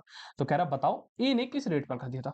अब आप खुद ही देखिए, आपको आगे की चीज दे रखी है फिर वापस जाने के लिए कह रहा है। जैसे पॉपुलेशन केस में था, आगे पॉपुलेशन दे रखी, उल्टा बुला रहा था, तो आपको भी यहाँ पर यही करना है कि आपको क्या है, फाइनल दे रखी है और देखिए पहले कितना बढ़ाया 30%, तो यानी आपको क्या है उल्टा लिखना है, फिर से वही कहानी करोगे। क्या करोगे? ऊपर 100 नीचे कितना 130, फिर कितना बढ़ा हुआ है 10%, तो यानी नीचे 110 ऊपर कितना 100। बोलिए जीरो से जीरो कट गया, जीरो से जीरो कट गया। आप बताइए 11 के टेबल से कट जाएगा, 11 दूनी 22। बोलिए कितना हो गया? आप कहोगे भैया 11 दूनी 22 हो गया, 8 में से 2 गए 6 और ये हो गया 6 और ये हो गया जीरो। 13 से काट दीजिए, 13 दूनी 26, ये हो गया जीरो। 2000 यानी कि कितने रुपए आ गए? आप कहोगे भाई 2000 रुपया हो गया। यानी कि सूटकेस एक को जो पड़ा था ये 2000 रुपए का था। खत्म कहानी, इसमें कुछ भी नहीं है। आइए अगला क्वेश्चन देखिए 53। कह रहा वैल्यू बता दीजिए इसकी, √300 माइनस √75 √48। देखिए कुछ भी नहीं करना है इस केस में। √300 को जब आप सॉल्व करोगे तो क्या लिख सकते हो? √3 गुना 100 और 100 को बाहर निकालोगे रूट से तो क्या हो जाएगा 10√3, यानी इसकी वैल्यू 10√3। ऐसे 75 है, 75 को क्या लिख सकते हैं? √25 गुणा 3, 25 या 75। अब √25 को बाहर निकालोगे ये कितना हो गया? 5√3 हो गया, यहाँ माइनस का साइन है। ऐसे ही 48 है, 48 को तोड़ोगे तो क्या तोड़ोगे बताओ? बोलिए 9 के टेबल में 48 आता है? बोलिए बोलिए जल्दी बोलिए, नहीं आता। तो आप इसको काम करिए, कैसे तोड़ोगे बताओ? 6 एट जा, 2 से काटो, बताओ 2 से तोड़ दो सबसे छोटा, कोई दिक्कत तो नहीं है? या और भी बताओ, कोई और संख्या तुम बता दो भाई। 6 से तोड़ लो, चलो 6 से तोड़ लो। तुम कह रहे हो भैया एक काम करो, इसको लो 6 गुणा 8, 6 गुणा 8। अब देखिए यहाँ से तो कुछ आ ही नहीं रहा, लेकिन मैं इसको तोड़ सकता हूँ। 6 को कहूँ तो 2 गुणा 3 तोड़ दो, 48 को कहूँ तो 2 गुणा 2 गुणा 2 तोड़ दो। अब देखो 2 कितनी बार आया? यहाँ से एक 2 बाहर आ गया, इन दो के एक 2 बाहर आ गया, यानी ये तो हो गया 2 और यहाँ क्या बचा? एक √3 बचा, यानी 2 दूनी 4 √3, ये कितना हो गया? प्लस का 4 √3। बस खत्म कहानी। अब इनको जोड़ दीजिए, देखिए 10 माइनस 5 करेंगे कितना हो गया? 5, और 5 प्लस 4 करेंगे तो बताइए कितना हो गया? 9 √3, यानी कि इसका उत्तर हो गया 9 √3, यानी D is the correct answer. ठीक है, चलिए आगे बढ़े। अगले क्वेश्चन की ओर देखिए, कह रहे रेशियो ऑफ टू नंबर 7:11। कह रहा है अगर दो संख्या का रेशियो 7:11 है, एचसीएफ 13 है, तो कह रहा है नंबर बता दो। ओहो हो, बार बार यही कहानी बताई है। जब भी दो संख्या का रेशियो दे और एचसीएफ दे रखा है और नंबर ही पूछ ले तो कुछ नहीं करना, बस एचसीएफ की मल्टीप्लाई कराओ। 13 गुणा 7 बताओ कितना होगा? बताओ 13 गुणा 7 क्या होगा? बताओ कितना होगा? 91 होगा ना? 13 गुणा 7, एक ही ऑप्शन में 91, यानी ए इज द करेक्ट आंसर। खत्म कहानी। ऐसे क्वेश्चन होगा ऐसे बंद आंख बंद करके कर दो। अगला देखो क्या कह रहा है, अगला देखो कह रहा है √6x - 5 बराबर 7। तो कह रहा है इसकी वैल्यू बताओ 36x - 30 की। देखिए आपको साफ साफ दिख रहा है x निकालना है तो रूट हटाना पड़ेगा, और रूट हटाने के लिए इधर स्क्वायर करिए और इधर भी स्क्वायर करिए। भाई स्क्वायर से रूट कट गया, 6x - 5, 7 का स्क्वायर कितना होता है? बोलिए 49। यहाँ से x निकालिए, 6x बराबर 49 + 5, 49 + 5, 9 × 5 = 14, 4 और 1 5, यानी यहाँ से आप x निकालेंगे कितना आ गया? 9 आ गया। कितना आ गया है? 9। 9 इज जो x वैल्यू, 9 क्या है? x की वैल्यू है। बताइए कोई दिक्कत आई है अभी तक? बोलिए 9 क्या है? x की वैल्यू। बस अब यहाँ रख दीजिए। चलिए देखिए क्या है, 36 गुणा 9, 36 गुणा 9 -3 है, -30 है, 36 गुणा 9 कर लीजिए। 9 6 54, 9 तिया 27, 27 और कितना है 5, कितना हो गया 32, यानी कि 324। यानी कि भैया 324 माइनस क्या कर दीजिए? 30 कर दीजिए। तो कुछ बचा इसमें? बोलिए 324 माइनस 30 कर दीजिए, हो गया 4। 12 में से 3 गए कितना हो गए? बोलिए 12 में से 3 गए 9, और ये कितना आ गया 2, यानी 294 उत्तर आ गया। कितना आ गया? 294 इज द करेक्ट आंसर, यानी सी इज द करेक्ट। ठीक है, ठीक है। अगला देखिए, अगला क्वेश्चन समझिए, बहुत ही प्यारा क्वेश्चन है। काफी लंबी कहानी इसमें लिखी हुई है। देखिए क्या कह रहा है, देखिए वेरी इंपॉर्टेंट लिखिएगा, इसके ऊपर पापा डालिएगा। क्या डालेगा? पापा पापा पापा, यानी पक्का आएगा, पप्पा आएगा। कह रहा है ट्रेडर जो है, एक ट्रेडर, ट्रेडर यानी एक व्यापारी ने 6000 रुपए का माल खरीदा। ठीक है, कितने का माल खरीदा? 6000। मैंने लिखा भाई एक व्यापारी था, 6000 का उसने माल खरीदा। अब वो क्या कह रहा है? ही sold 1/4 of them at a loss of 10%। कह रहा है इसका 1/4, इसका 1/4 बताइए कितना होगा? इसका 1/4 यानी इसमें 1/4 की मल्टीप्लाई करिए, बताइए कितना होगा? आप कहोगे 1500, यानी कि इसका 1/4 यानी 6000 का माल था, उसका 1/4 निकालोगे तो 1500 का माल था। लेकिन उसने क्या बोला? उसने ये जो 1/4 माल है ये 10% के घाटे पर बिका। होना जाना तो 1500 का चाहिए था, लेकिन इसको भी 10% के घाटे। आप ही बताइए 1500 को 10% के घाटे पर बिके तो कितना हो जाएगा? 1500 इंटू 90/100, यही हो जाएगा। देखिए कट गया 15 गुण 9, 9 कितना हो गया? 9 पंजे 35, 9 एकम 9 और 3 12 यानी कि 1250 यही जाएगा बोली। यानी 1500 का माल जब 10% के घाटे पर बिका तो 1250 का गया। समझ आई इतनी कहानी? मैं दिख पा रहा हूँ तुम लोगों को बताओ, क्लियर है? अब बताइए समझ आ रही है इतनी बात? 6000 रुपए का माल था 1/4 1500 का था, लेकिन हुआ क्या उसने 1500 के माल को 10% के घाटे पर बेचा तो यानी कि 90/100 में चले गए। सीधी सी बात ये है, 0 कट गए, 9 पंजे कितना होता है बोली? 9 5 जा 45, 9 एकम 9 4 13 यार 1350 आएगा नहीं? यानी 1350 का माल चले गया। समझ आई बात? अब आगे देखिए क्या कह रहा है, at what profit percent should he sell the remaining. अब आप बताइए कितना बचा हुआ है? यानी 6000 में से 1500 का माल तो चले गया, 1500 का माल तो चले ही गया। अब बचा कितने रुपए का माल है ये बताइए ना? 6000 में से 1500 घटा दीजिए, घटाइए सीधा, बताइए कितना आ गया? आप कहेंगे भाई 4500 का ही तो माल बचा, यही तो बचा। 45 और 1500 6000 तो होते हैं। तो कह रहा बताइए इस माल को कितने परसेंट पर बेचे, कितने परसेंट पर बेचे? देखिए हिंदी में पढ़िए, कह रहा शेष माल को कितने लाभ पर बेचे ताकि कुल मिलाकर 5% का लाभ हो, यानी कि इस पर 5% का लाभ हो, ये निकालना है। अब सुनिए बड़े ध्यान से, देखिए ये माल कितने का गया? 1350 का। बड़े ध्यान से समझिए, कह रहा 1350 का तो ये माल चले गया, प्लस ये जो 4500 का माल है, कह रहा जो 4500 का माल है, कह रहा इसको कुछ प्रॉफिट पर बेच रहा है, यानी कि 100 प्लस पी यानी प्रॉफिट निकाल रहा हूं मैं एक्स। ठीक है, कह रहा है इस तरीके से प्रॉफिट पर बेचिए ताकि ये जो कुल माल है 6000, ताकि ये जो कुल माल है 6000 इस पर कितने का प्रॉफिट हो जाए? 5% का प्रॉफिट हो जाए, यानी कि 105/100। बस खत्म कहानी, यहाँ से एक्स निकल जाएगा। देखिए 2 जीरो कट गए, 2 जीरो कट गए, जीवन में एक्स जीरो तो कट रही ही है। ये कट गया, ये कट गया बेटा, क्या बचा? 1350। यहाँ कितना हो गया? 4500, 4500 प्लस 45x, यहाँ पर कितना हो गया? 105। यहाँ कुछ काटा हमने, हाँ ये दो जीरो कट गए इतना। 105 गुना 7, 105 गुना 6 करिए, कितना हो गया? 6 पंजे 30, 0 3 6 कम से ही, यानी कि 6300। कितना हो गया? 6300। अब ये क्या है? 4500 कितना है भाई? 4500 और ये कितना है? 1350, इसको जोड़ दिए, 0 5 5 और 3 8 4 और 1 5, यानी कि 5850 का तो ये हो गया, 5850 का ये हो गया, प्लस 45x बराबर 6300। अब आपको एक्स निकालना है तो इसको ले जाकर क्या करेंगे? उधर माइनस कर दीजिए, यानी कि 6300 माइनस 5000, 5850 को माइनस कर दीजिए। क्या कर दीजिए? 6300 माइनस 5850 को माइनस कर दीजिए। आप लोग माइनस करिए जरा, यहाँ दिक्कत हो गई है, 1 मिनट रुकिए।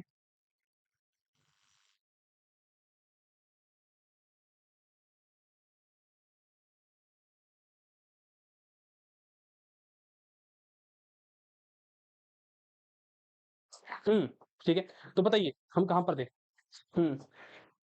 6300, ये भूकंप भूकंप ना लाए भैया, बाहर जाए। ठीक है, 6300 माइनस 5850 क्या है? 6300 माइनस 5850 करिए, बताइए कितना है? 6300 माइनस 5850, ये हो गया जीरो का जीरो, 10 में 5 गए 5, यहाँ कितना बचा? 2, 12 में 60 गए 4 और ये हो गया 1450। कितना आ गया भैया? 1450 पक्का इतना ही आएगा? एक बार चेक कर लीजिए, कहीं गड़बड़ तो नहीं, कुछ मुझे ऐसा लग रहा है। ठीक है, 6300 माइनस 18, जीरो को जीरो, 10 में 5 गए 5, यहाँ बचा 2, 12 में 60 गए 4, ये तो खत्म ही हो गया ना, ये तो जीरो हो गया। तो यानी 450 आ गया। कितना आ गया? 450 आ गया। और जब आप यहाँ से x निकालेंगे तो 450 बटे में 45 को डिवाइड करेंगे तो कितना आ जाएगा? 10%, यानी कि भैया कुल 10% का लाभ था, कुल 10% का लाभ था। समझ आई बात? अगला बताइए 57, देखिए बहुत ही अच्छा क्वेश्चन है। कह रहा है 120% ऑफ 200, ओहो हो, यानी कि 120 बटे में 100 गुणा 200। ठीक है, प्लस 16 का स्क्वायर माइनस 12 का स्क्वायर।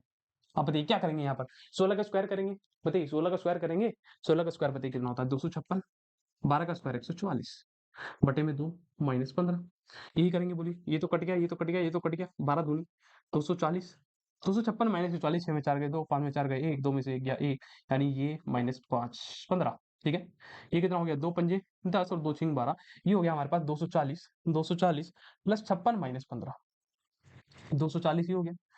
6 में से 5 गया 1, 5 में से गया 4, ठीक है, इसको जोड़िए 1 4 4 8 हो गया 281, खत्म कहानी। 281 यानी B is the correct answer, B is the correct answer. ठीक है, चलिए अगला क्वेश्चन देखिए क्या कह रहा है। एक ट्रेन है, करेक्ट, ट्रेन ट्रेवल कर रही है 48 किलोमीटर पर आवर से, कंप्लीटली क्रॉस करती है दूसरी ट्रेन को हैविंग हाफ इट्स लेंथ। बहुत अच्छा क्वेश्चन, देखिए ध्यान से पढ़िएगा। कह रहा है एक 48 किलोमीटर प्रति घंटे की गति से चलने वाली एक ट्रेन है जो इतनी स्पीड से चल रही है अपनी आधी लंबाई की दूसरी ट्रेन, यानी कि एक ट्रेन है जिसकी लंबाई कुछ है, एक दूसरी ट्रेन चल रही है जिसकी लंबाई उसकी आधी है। क्या है? जिसकी आधी है,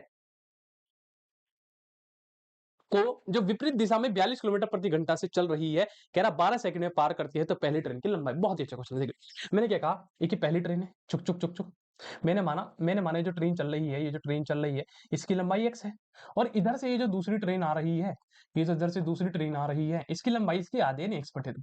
ये ऐसे चल रही है, ये ऐसे चल रही है।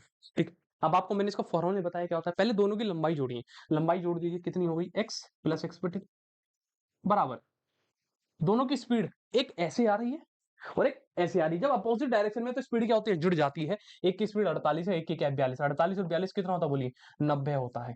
ठीक है, अब आप एक बात बताइए, ये किलोमीटर पर आवर इसको मीटर पर सेकंड में बदल ले, 5/18। और फिर क्या मल्टीप्लाई करते थे, टाइम, टाइम कितना है भाई, 12 सेकंड में पार कर रहे हैं बस।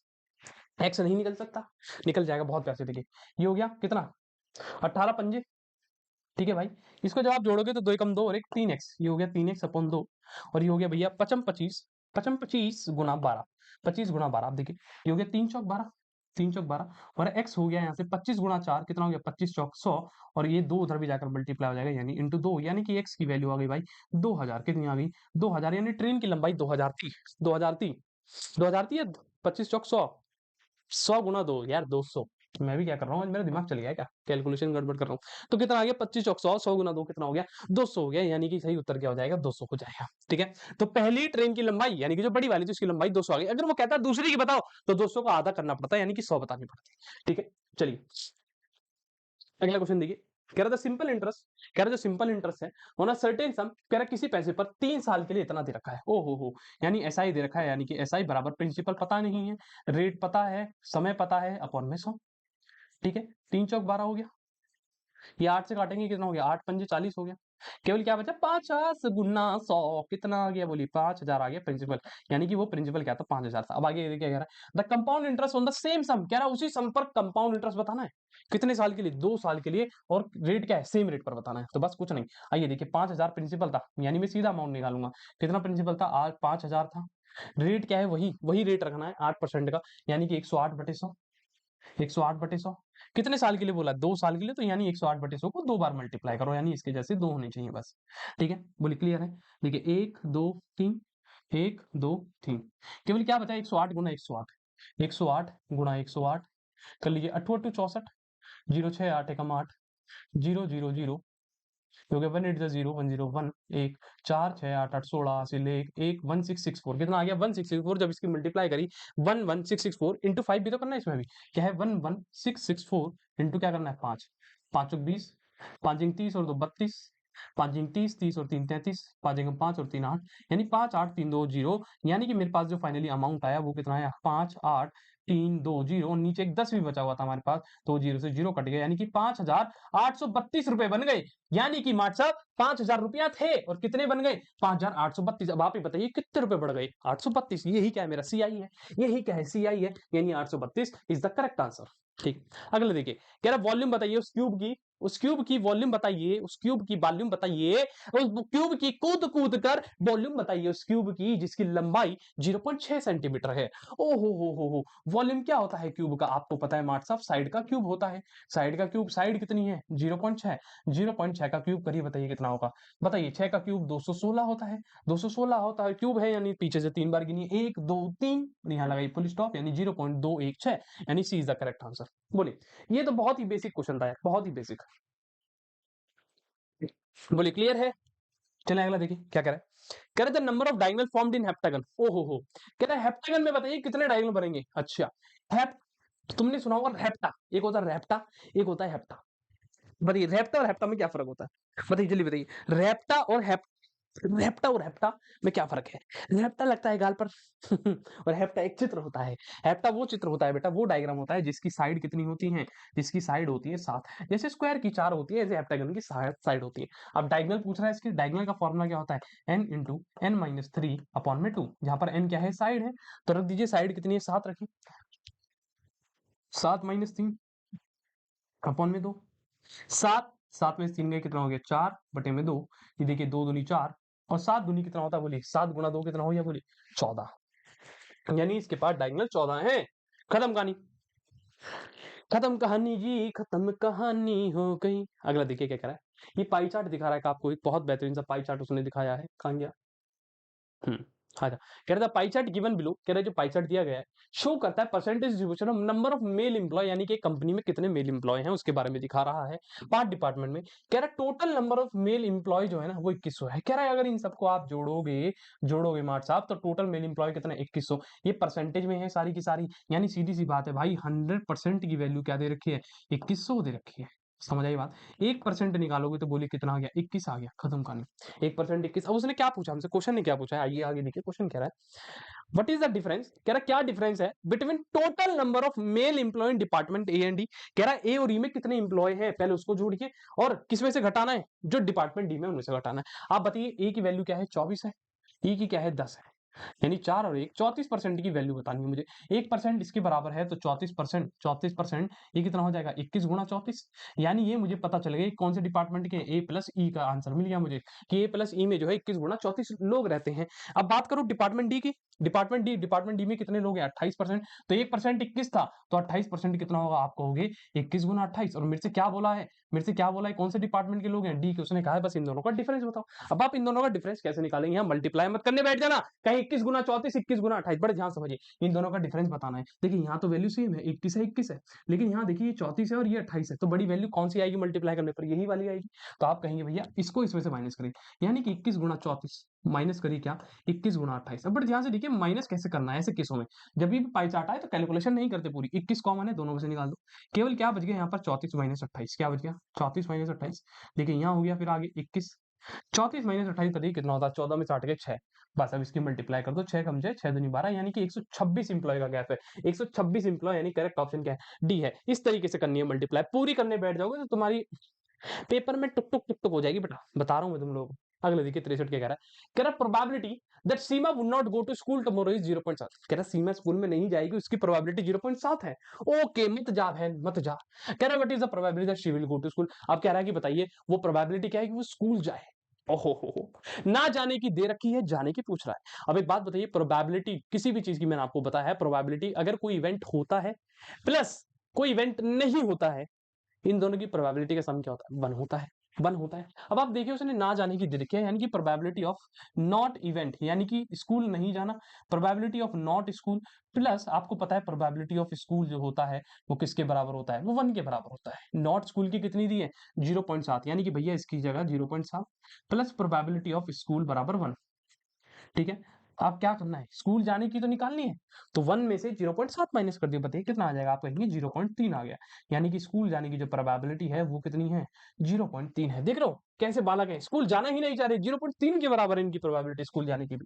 ठीक है, चलिए 64 क्वेश्चन, फिर इसके बाद आखिरी क्वेश्चन, फिर इसका अंत होगा। कह रहा था इसकी वैल्यू बता दीजिए।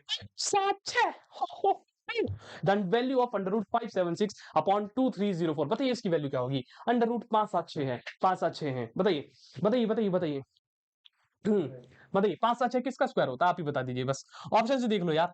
देखिए यहाँ क्या है? 6 6 6 6 6 6, आखिरी यहाँ क्या देखिए ऑप्शन दे रखा है 625। 5 का स्क्वायर करोगे 5, तो ये तो हो ही नहीं सकता, ये भी नहीं हो सकता। 8 का स्क्वायर करोगे क्या आता है? 64, यानी लास्ट में 4, और ये क्या है? 6। तो बाट साहब ये भी नहीं होगा, केवल एक ही ऑप्शन बचा है, वे क्या है? 24/48, 24/48। अब तुम लोगों के अंग्रेजी के मास्टर आने वाले हैं, पता है तुम लोगों को, पता ही होगा।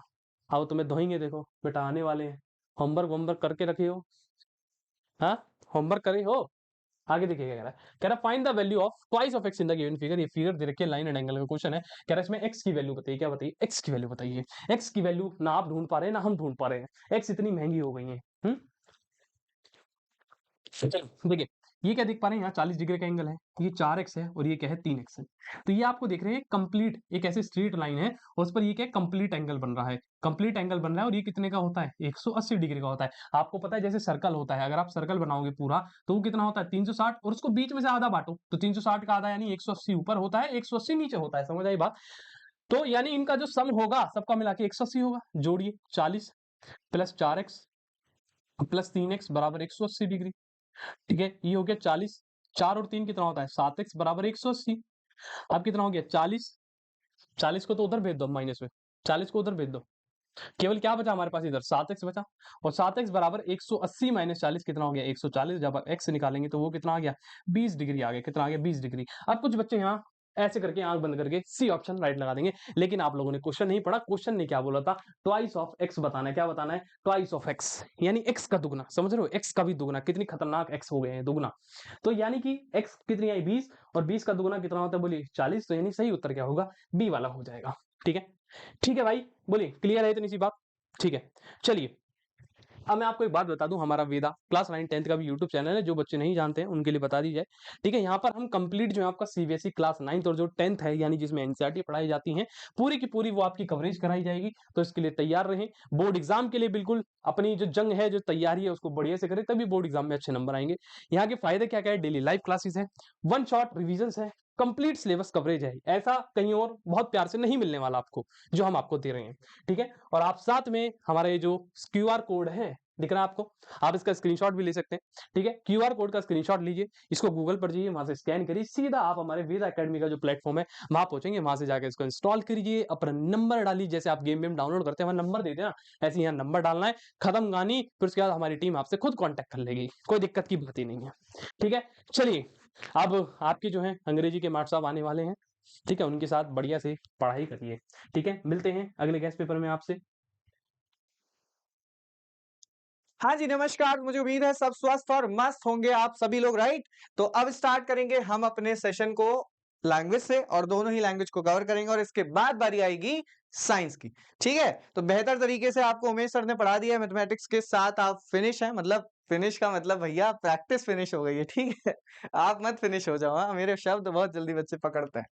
चलो, तो अब शब्दों को पकड़ने की बारी आ चुकी है। अब हम बात करेंगे हिंदी की। तो पहला पैसेज वाला क्वेश्चन है कि हमारे ब्रह्मांड में असंख्य तारे और ग्रह हैं। वैज्ञानिकों का मानना है कि पृथ्वी जैसे कुछ और ग्रह भी हो सकते हैं जहां जीवन कैसा है, संभव है। ठीक है सर, कुछ लोग एलियन या परिग्रही जीवों में अस्तित्व में विश्वास रखते हैं। ये सारी बातें यानी कि अंतरिक्ष से रिलेटेड बातें इसमें लिखी हैं। तो हम चलते हैं अपने क्वेश्चंस की तरफ। पैसेज आप पढ़ना, मैं करता हूं आंसर। पहला क्वेश्चन है कि विषय क्या हो सकता है, क्या है? तो यार विषय वाला क्वेश्चन तो सही जाता ही है, क्योंकि मल्टीपल आंसर हो सकते हैं इसके पॉसिबल। तो मेरे अनुसार यहाँ से एलियन और ब्रह्मांड हम ले सकते हैं। ठीक है, चलो। अरे शिट, एक सेकेंड। हाँ जी, वापस। दूसरा क्वेश्चन, हमारे ब्रह्मांड में असंख्य डैश और डैश हैं, तारे और ग्रह हैं। क्या है? तारे और ग्रह हमारे ब्रह्मांड में है। जब तक एलियन के अस्तित्व के बारे में क्या, सॉरी, अब तक एलियन के अस्तित्व के बारे में क्या सिद्ध हुआ है कि भैया सिर्फ ये कल्पना है। क्या है? सिर्फ कल्पना। ठीक है सर, आगे समझते हैं। हाँ जी, पूछ रहा है कुछ लोग एलियन या डैश जीवों के अस्तित्व में विश्वास रखते हैं। तो एलियन का दूसरा नाम है परग्रही। परग्रही वर्ड लिखा था यहाँ पर, ये वाला। ठीक है, वही फिल करना था। अच्छा, ब्रह्मांड से तात्पर्य क्या है? केवल आकाश से, केवल विशालता से, के अनगिनत आकाश गंगाएं। हाँ बिल्कुल सही, यही सही ऑप्शन है। और पूछ रहा है नीचे में से कौन सा जातिवाचक है? बेटा देखो, गंगा, शहर, गंगा, राम और दिल्ली, ये सारे के सारे जो है ना वो व्यक्तिवाचक हैं। कैसे हैं? व्यक्तिवाचक हैं, क्योंकि सर इनके अपने नाम हैं, सिर्फ इसका नाम नहीं, ये है जाति। ठीक है, डन। बहुत अच्छा।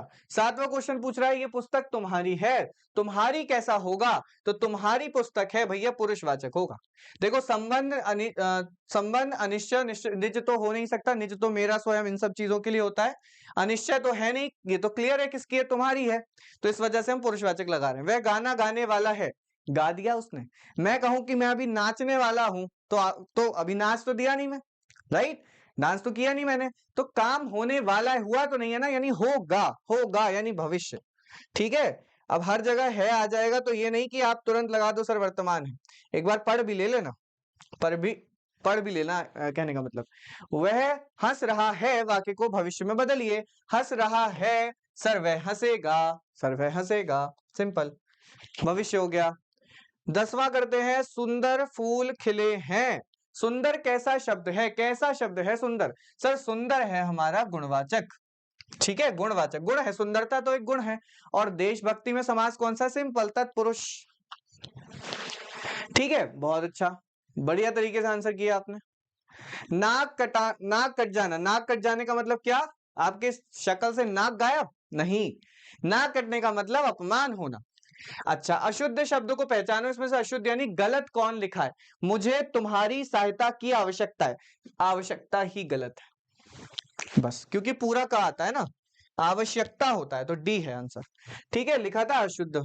चलो, कुख्यात पूछ रहा है, कुख्यात क्या है? का विलोम है, अपमान, बदनाम, विख्यात, अनश्वर। तो बच्चों विख्यात, कुख्यात मतलब उस बदनामी हो जाना, विख्यात मतलब प्रसिद्धि मिलना। ठीक है, तो जीवन में आपको क्या कमाना है? प्रसिद्धि, राइट? कैसे कमाओगे? अरे पहला स्टेप तो यही है तुम्हारा, जेएनवी क्रैक कर लो, अपने आप तुम्हें पॉपुलेशन मतलब मिल जाएगी पॉपुलैरिटी, ठीक है। अपने परिवार के लोगों में ना तुम एग्जाम्पल सेट कर दोगे अगर तुमने एग्जाम क्रैक कर दिया, समझ गए? बस। अग्नि का समानार्थक शब्द क्या है? पानी, वायु, अनल, आकाश। इसमें से फिलहाल अनल है। Done, clear? क्लियर है सभी को यहां तक? बहुत बढ़िया। ठीक है, आगे चलते हैं। अगला क्वेश्चन मतलब अगला पोर्शन हमारा इंग्लिश का, कंप्लीट करते हैं उसे भी।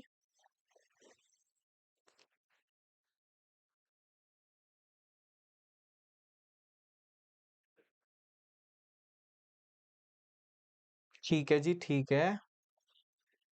चलो इंग्लिश का पोर्शन शुरू यहां से।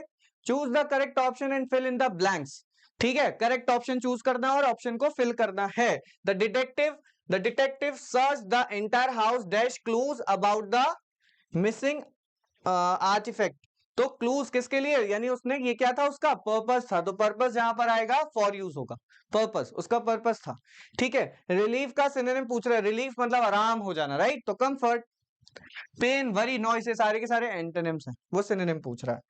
ठीक है, रेजोनेटेड की पूछ रहा है, रेजोनेटेड क्या होगा? पैसेज में जो यूज किया एंटोनिम, राइट? वो पैसेज का आंसर मतलब उस का एंटोनिम होगा म्यूटेड। ठीक है, चलो बहुत बढ़िया। ओके, बस एंटोनिम पूछ रहा है, सिंपल सी बात ये है बेटा, एंटोनिम पूछ रहा है, इसका पैसेज नहीं है। ठीक है, मैंने क्लियर कर दिया, ठीक कर दिया उसको। अच्छा, अब इसको आपको एक मीनिंगफुल सेंटेंस बनाना है। वर्ड्स लिखे, economic integration foster collaboration and partnership among nation leading to mutual benefit and global development. Partnership, economic among integration foster नहीं।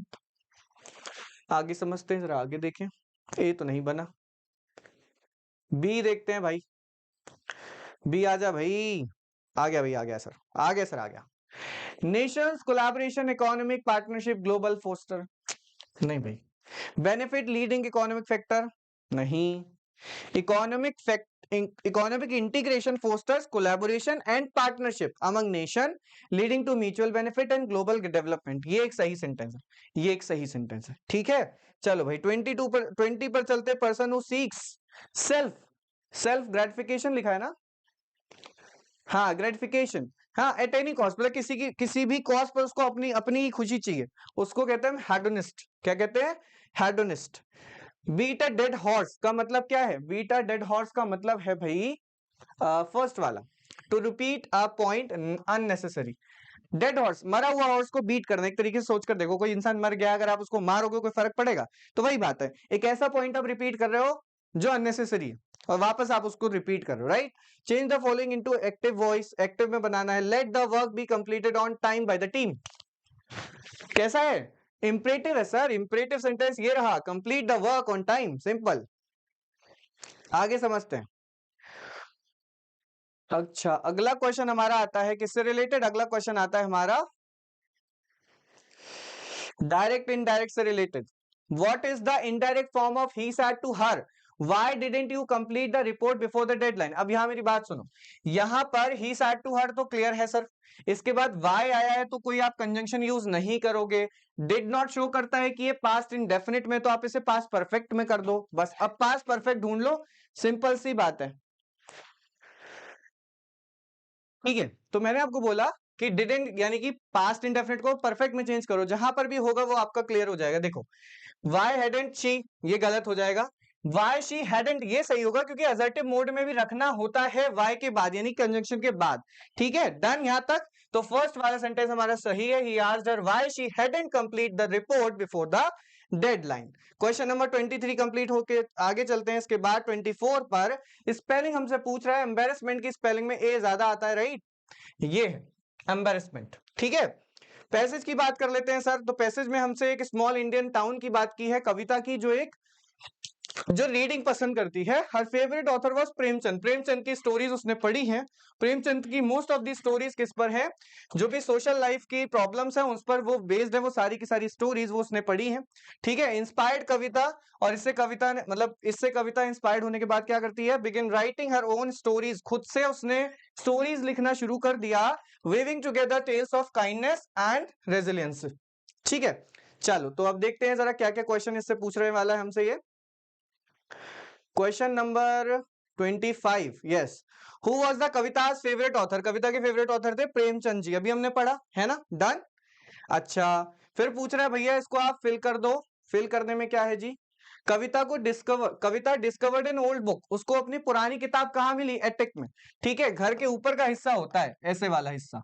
ठीक है, घर के ऊपर का एक हिस्सा होता है उसे हम बोलते हैं एटिक। वहां उसको वो किताब मिली।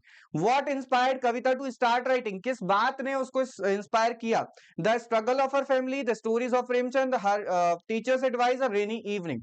सो sorry, the story of Premchand. Premchand की स्टोरीज ने उसको इंस्पायर किया कि वो भी लिखे। चलो भाई, अब इस पर बात कर लेते हैं। देखो पहले मैं एक बार समझा दूंगा ये तो क्लियर हो जाएगा। ये वाला पैसेज है, एक बार पढ़ लो। The sun dash brightly as we walked to the beach. ठीक है, यानी पास्ट में है, सिंपल समझ में आता है। पास्ट फिल करेंगे। We brought sandwiches and drinks dash we plan to have a picnic. क्यों लाए? क्योंकि हमें पिकनिक करनी थी, इस वजह से हमने खरीदी। इसका मतलब एक कंजंक्शन में आप ये यूज करेंगे। द वेव्स वर काम dash a few surfers were enjoying the water.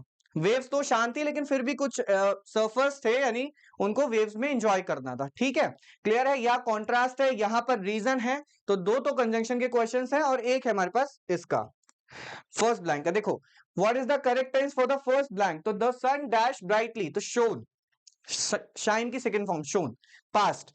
अच्छा, सेकंड कंजंक्शन कौन सा आएगा? We brought sandwiches and drinks. क्यों लाए? क्यों लाए? क्योंकि we plan to have a picnic. Because, क्या आएगा? बिकॉज। 29 और 30 की बात करते हैं भैया। Which conjunction is best in the third blank? तो यहां पर था बट, क्योंकि उसने बोला लहरें थोड़ी शांत थी, उसके बाद भी कुछ लोगों को एंजॉय करना था, इस वजह से वो क्या किए? इस वजह से वो उन्होंने फिर सर्फिंग करना स्टार्ट की, वाटर एंजॉय करना था उनको। ठीक है, डन। तो यहां पर फिनिश होता है हमारा हिंदी इंग्लिश यानी कि लैंग्वेज का सेशन। और अब बारी है किसकी? साइंस की। तो बुलाते हैं आपकी प्यारी गौरी मैम को और आपके साइंस के सेशन को अब वो कराएंगी। ठीक है, डन। मुझे उम्मीद है हिंदी इंग्लिश में कोई कंफ्यूजन नहीं रहा होगा, सारी चीजें क्लियर है। तो मिलेंगे नेक्स्ट सेशन में नए क्वेश्चंस के साथ। क्लियर? ओके, हेलो बच्चा पार्टी, क्या हाल चाल? आज तो साइंस से पहले कर लिया आप लोगों ने लैंग्वेज भी और मैथमेटिक्स भी। कोई बात नहीं है, हम लास्ट है तो हम बढ़िया तरीके से फिर से आज स्टार्ट करने वाले हैं अपना सामान्य विज्ञान का, मतलब कि जनरल साइंस का सेगमेंट, जो कि आपको पता है किससे स्टार्ट होता है? क्वेश्चन नंबर 66 से, और कहां तक जाता है? सेंचुरी मारता है और 100 तक हमारे जो क्वेश्चंस है बच्चों वो खत्म हो जाते हैं। तो फटाफट से स्टार्ट करते हैं आपका क्वेश्चन नंबर 66। ठीक है, why is it necessary to dry grains before storage even though they appear dry? बताओ फटाफट से, अनाज के भंडारण को सबसे पहले सुखाना क्यों आवश्यक है जबकि वे सूखे हुए दिखाई देते हैं? फटाफट से कमेंट सेक्शन में अपने आंसर को जरूर शेयर करें। और सभी को शुभ दीपावली, शुभ गोवर्धन पूजा बच्चों। ठीक है, अच्छी तरीके से फेस्टिवल्स को एंजॉय करो, बट अपने जेएनवी जो आपका लक्ष्य है उसको भेदना भूलना नहीं है, इसलिए थोड़े बहुत क्वेश्चन जो है वो प्रैक्टिस भी करते रहो। तो चलो बताओ क्या होना चाहिए इसका आंसर? टू इंक्रीज वेट, उनका वजन बढ़ाने के लिए, केवल कीटों के हमले से बचने के लिए, नमी की मात्रा को कम करने के लिए। देखो बच्चों, सिंपल सी बात ये है ना कि अगर हमारे किसी भी ग्रेन में नमी रह जाएगी, दैट इज मॉइस्चर रह जाएगा, तो हमें पता है कि जहां पर भी मॉइस्चर होता है वहां पर क्या डेवलप हो जाते हैं? माइक्रो ऑर्गेनिजम्स डेवलप हो जाते हैं। अब फंजाई जो है वो आपकी ब्रेड को खराब करती है, आपकी रोटी को खराब करती है, तो क्या आप अपने ग्रेन्स को खराब होने देंगे?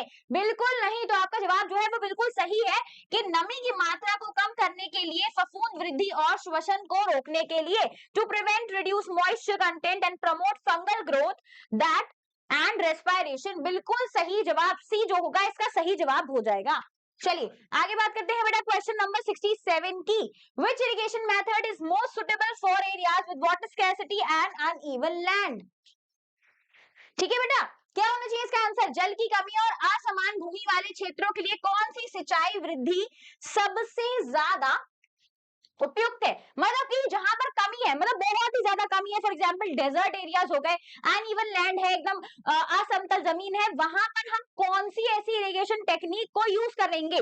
बताइए, mode system, chain pump system, drip irrigation या फिर स्प्रिंकलर सिस्टम? तो बच्चों ये तो आसान सा लेमन स्क्वीजी सा क्वेश्चन पूछ लिया भाई, हमको पता है इसका आंसर हो जाएगा ड्रिप इरिगेशन, जिसमें कि हमारा जो पानी है मेरे लाल, वो ड्रॉप बाय ड्रॉप जो है वो टपकता है, यहां से इरिगेशन होता है।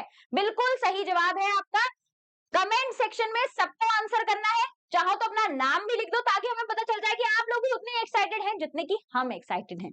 ठीक है, चलिए आगे बात करते हैं क्वेश्चन नंबर 68 की। बेटा क्या कह रहा है क्वेश्चन नंबर 68? ओहो, कहां भाग गया? हाँ, आ गया। पेस्चराइजेशन ऑफ मिल्क इन्वॉल्व्स, दूध का पाश्चुरीकरण किस प्रकार से किया जाता है? हम सब ने बाहर सब घूमने गए हैं, सबने भैया डिब्बे वाला जो दूध आता है उसको पिया है। वो कौन सा दूध होता है? वो होता है बच्चों पेस्चराइज्ड मिल्क, मतलब कि उसको किसी प्रोसेस से तैयार किया जाता है, तभी तो वो इतने दिन टेट्रा पैक्स में बंद रहता है और खराब नहीं होता है।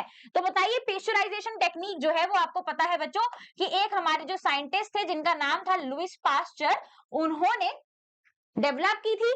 और वो क्या करते थे, वो उन्होंने ये बताया था कि हमें दूध को लगभग 70 डिग्री सेल्सियस पर 15 से 30 सेकंड तक गर्म करना है और फिर उसको इंस्टेंट कूल करना है, ताकि जो हमारे माइक्रो ऑर्गेनिज्म है उनको एक ऑप्टिमम टेम्परेचर ना मिले और वो वहां पर जीवित ना रहे। तो सिंपल इसका आंसर हो जाएगा डी। ठीक है, heating the milk about 70 degree Celsius for 15 to 30 minutes and then immediately cool it. Clear है? चलिए आगे बढ़ते हैं, क्वेश्चन नंबर 69 की बात करते हैं। Which of the following is a fossil fuel? निम्नलिखित में से कौन सा एक जीवाश्म ईंधन है? बताओ बच्चों, फॉसिल फ्यूल पूछा गया है, इतना आसान सा क्वेश्चन। बताइए, लकड़ी, प्राकृतिक गैस, बायोगैस या फिर एल्कोहल? आपको पता है हमने 3 फॉसिल फ्यूल्स के बारे में अपने इस सेगमेंट में पढ़ाई करी है। सबसे पहला है कोल, दूसरा है हमारा पेट्रोलियम, थर्ड है हमारी प्राकृतिक gas that is natural gas. तो इसमें से देख लो, सिंपल सा आंसर हो जाएगा हमारा प्राकृतिक गैस बच्चों, मतलब कि नेचुरल गैस क्या है, हमारा एक फॉसिल फ्यूल का एग्जाम्पल है।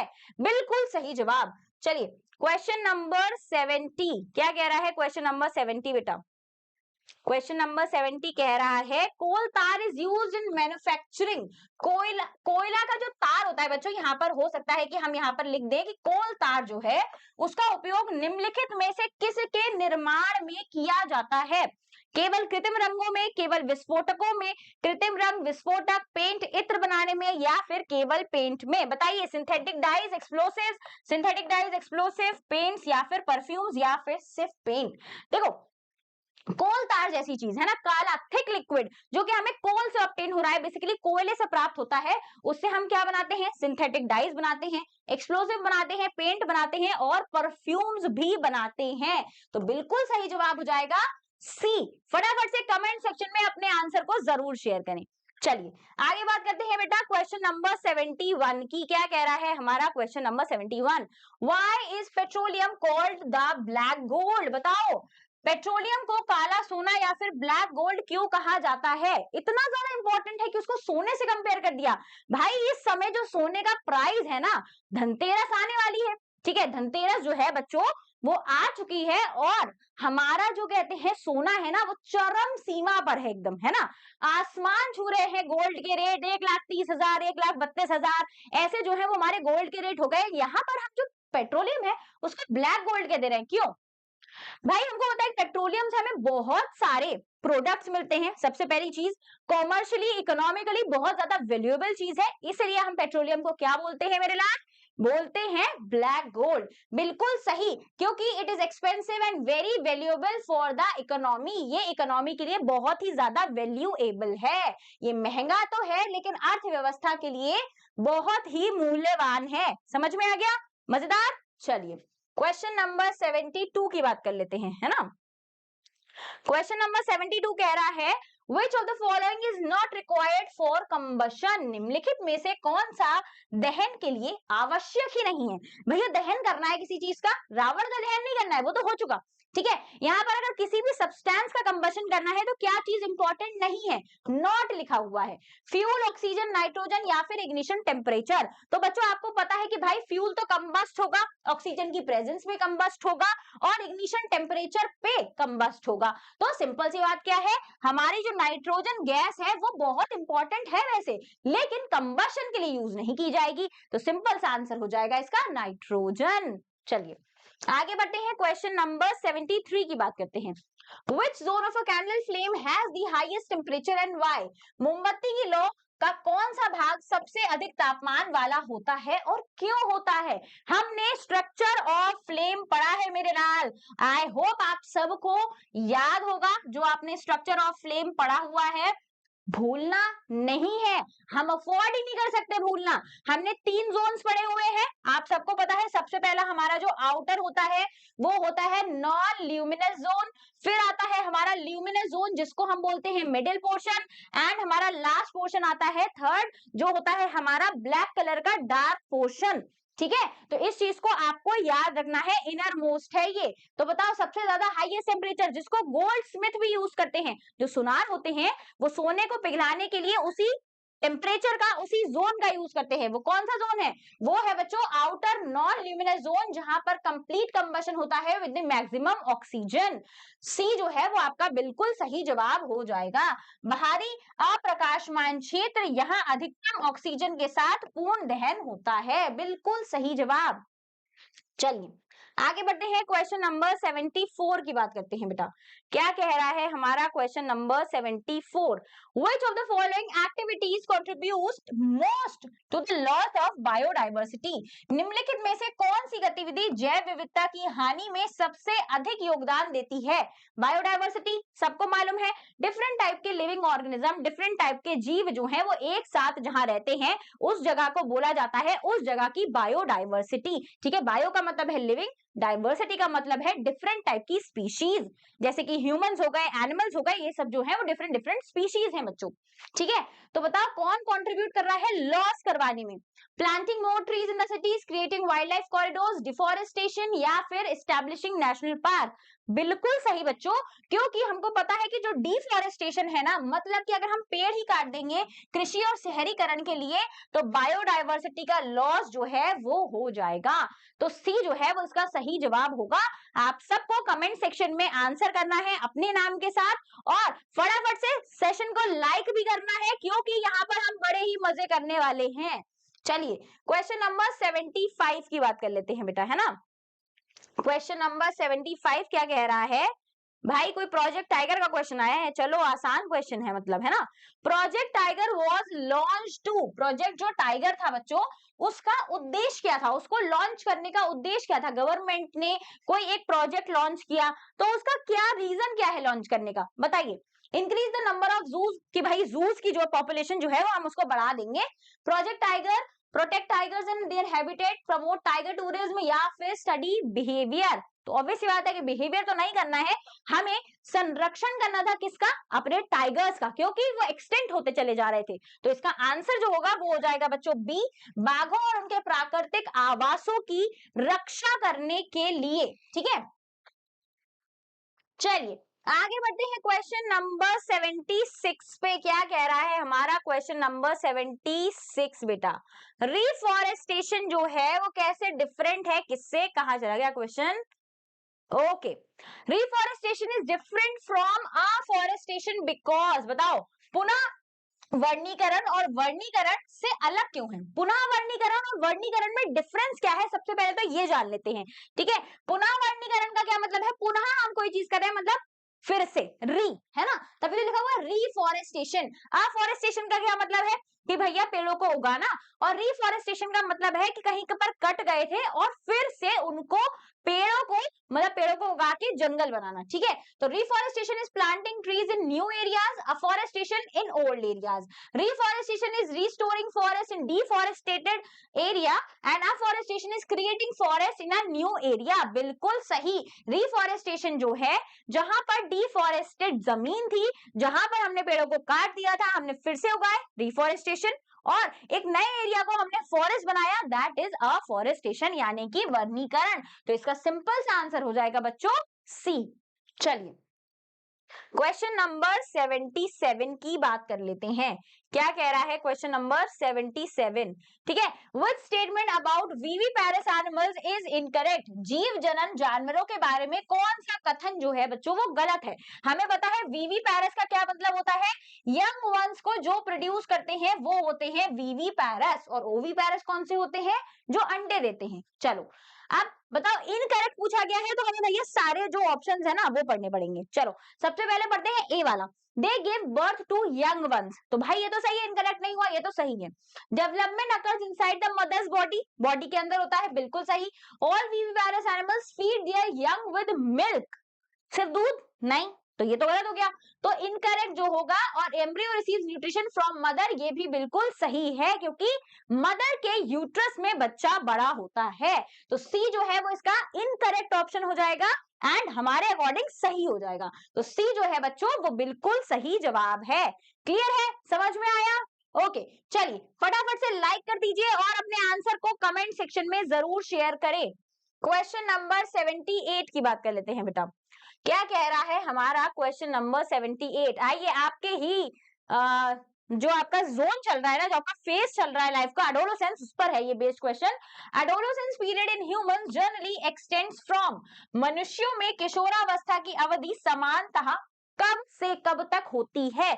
बताइए, जो हमारा एक फेज ऑफ लाइफ है जिसको हम किशोरावस्था बोल रहे हैं, वो कौन सी उम्र से कौन सी उम्र तक चलता है? 11 से 19 वर्ष, 1 से 9 वर्ष, 20 से 25 या फिर 8 से 10? क्या होना चाहिए इसका आंसर? बिल्कुल सही जवाब बच्चों, हमें पता है 11 से 19 वर्ष जो कि आपका टीन एज ग्रुप होता है, वो होता है हमारा एडोलेसेंस का पीरियड। बिल्कुल सही जवाब। 78 का क्या आंसर हो जाएगा बच्चों? ए जो है वो बिल्कुल सही जवाब हो जाएगा।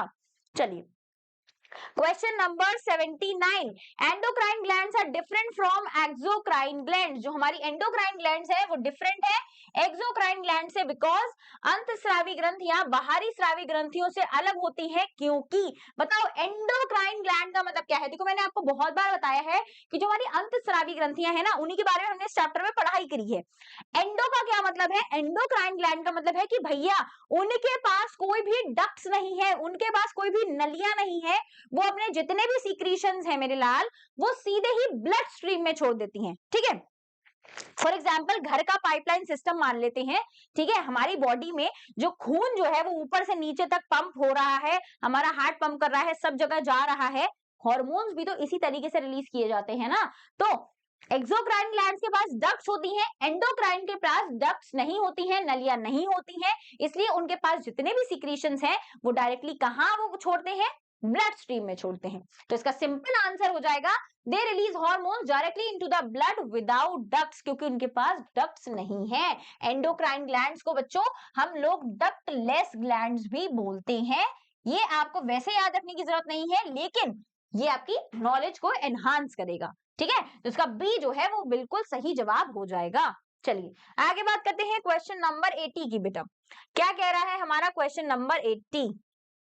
बैलेंस डाइट जो है वो स्पेशली इंपॉर्टेंट है ड्यूरिंग एडोलेसेंस, बिकॉज किशोरावस्था के दौरान संतुलित आहार विशेष रूप से महत्वपूर्ण क्यों है? देखो आजकल जब आप टेबल पे खाना खाने बैठते होगे तो आपकी मम्मी आपको एकदम संतुलित आहार देती होंगी, रोटी देती होंगी, सब्जी देती होंगी, दाल देती होंगी, ठीक है, सलाद देती होंगी, मिठाई देती होंगी। ये क्या है? ये आपका एक कंप्लीट बैलेंस्ड मील है। साथ में एक ग्लास दूध देती होंगी। यही सब खाते हो ना? या फिर चिप्स, बर्गर, पिज्जा, पार्टी वार्टी चल रही है, क्योंकि भैया इस समय तो चल रहा है हमारा दिवाली का फेस्टिव सीजन, है ना? ज्यादा मिठाइयां मत खाइएगा, क्योंकि शुगर जो है ना वो थोड़ी सी अनहेल्दी है हमारी बॉडी के लिए। तो बच्चों बैलेंस डाइट जो है वो आपके एज ग्रुप के लिए बहुत ज्यादा इंपॉर्टेंट है, क्योंकि यहाँ पर आपकी जो बॉडी है वो डिफरेंट डिफरेंट हार्मोनल चेंजेस का शिकार हो रही है। अच्छी तरीके से आपका हाइट ग्रोथ हो रहा है, आपकी बॉडी मसल्स को बिल्डअप करती है, तो इसलिए आपको बहुत ज्यादा न्यूट्रिएंट्स की जरूरत है।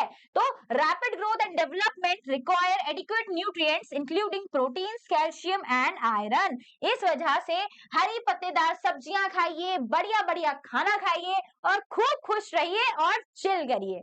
ठीक है, चलिए क्वेश्चन नंबर 81 की बात कर लेते हैं बेटा। क्या है क्वेश्चन नंबर 81 का जवाब? Which of the following is not a contact force? निम्नलिखित में से कौन सा एक संपर्क बल नहीं है? ठीक है, हमने दो टाइप के बल पढ़े हैं, संपर्क बल और असंपर्क बल। ठीक है, तो संपर्क में तो संपर्क लगेगा तब बल लगेगा, लेकिन असंपर्क बल कौन सा बल होता है बच्चों? जिसमें बिना संपर्क के भी बल लग जाता है। फ्रिक्शन में संपर्क चाहिए, मैग्नेटिक फोर्स में कोई भी संपर्क नहीं चाहिए, मस्कुलर में भी चाहिए और नॉर्मल फोर्स में भी संपर्क चाहिए। तो हमारा सिंपल सा आंसर हो जाएगा बी, क्योंकि इसमें हमें किसी भी संपर्क की जरूरत नहीं है। दो मैग्नेट्स को दूर भी रखोगे तो भी आपस में चिपक जाएंगी because of the magnetic force. ठीक है, चलिए क्वेश्चन नंबर 82 की बात कर लेते हैं बेटा। क्वेश्चन नंबर 82 क्या कह रहा है? ओहो, कहां चला गया क्वेश्चन?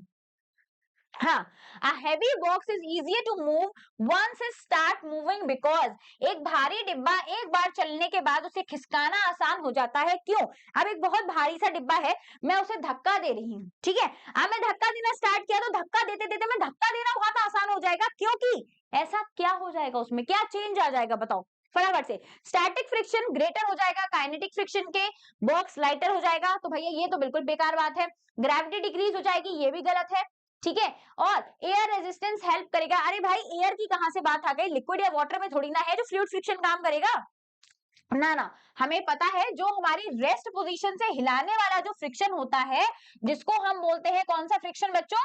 स्थैतिक घर्षण, है ना, वो सबसे ज्यादा हाईएस्ट है, सबसे ज्यादा हाईएस्ट है। अब हमने अगर उसको खिसकाने लगे उससे ज्यादा, उससे कम क्या होता है? Sliding friction. सर्पी घर्षण स्टैटिक से कम है, तो ए जो है वो बिल्कुल सही जवाब हो जाएगा, क्योंकि static friction is greater than the kinetic friction. और काइनेटिक फ्रिक्शन में आपके दो फ्रिक्शन आते हैं बच्चों, पहला होता है सर्पी घर्षण और दूसरा होता है लोटनिक घर्षण। ठीक है, जो स्टैटिक घर्षण से कम है।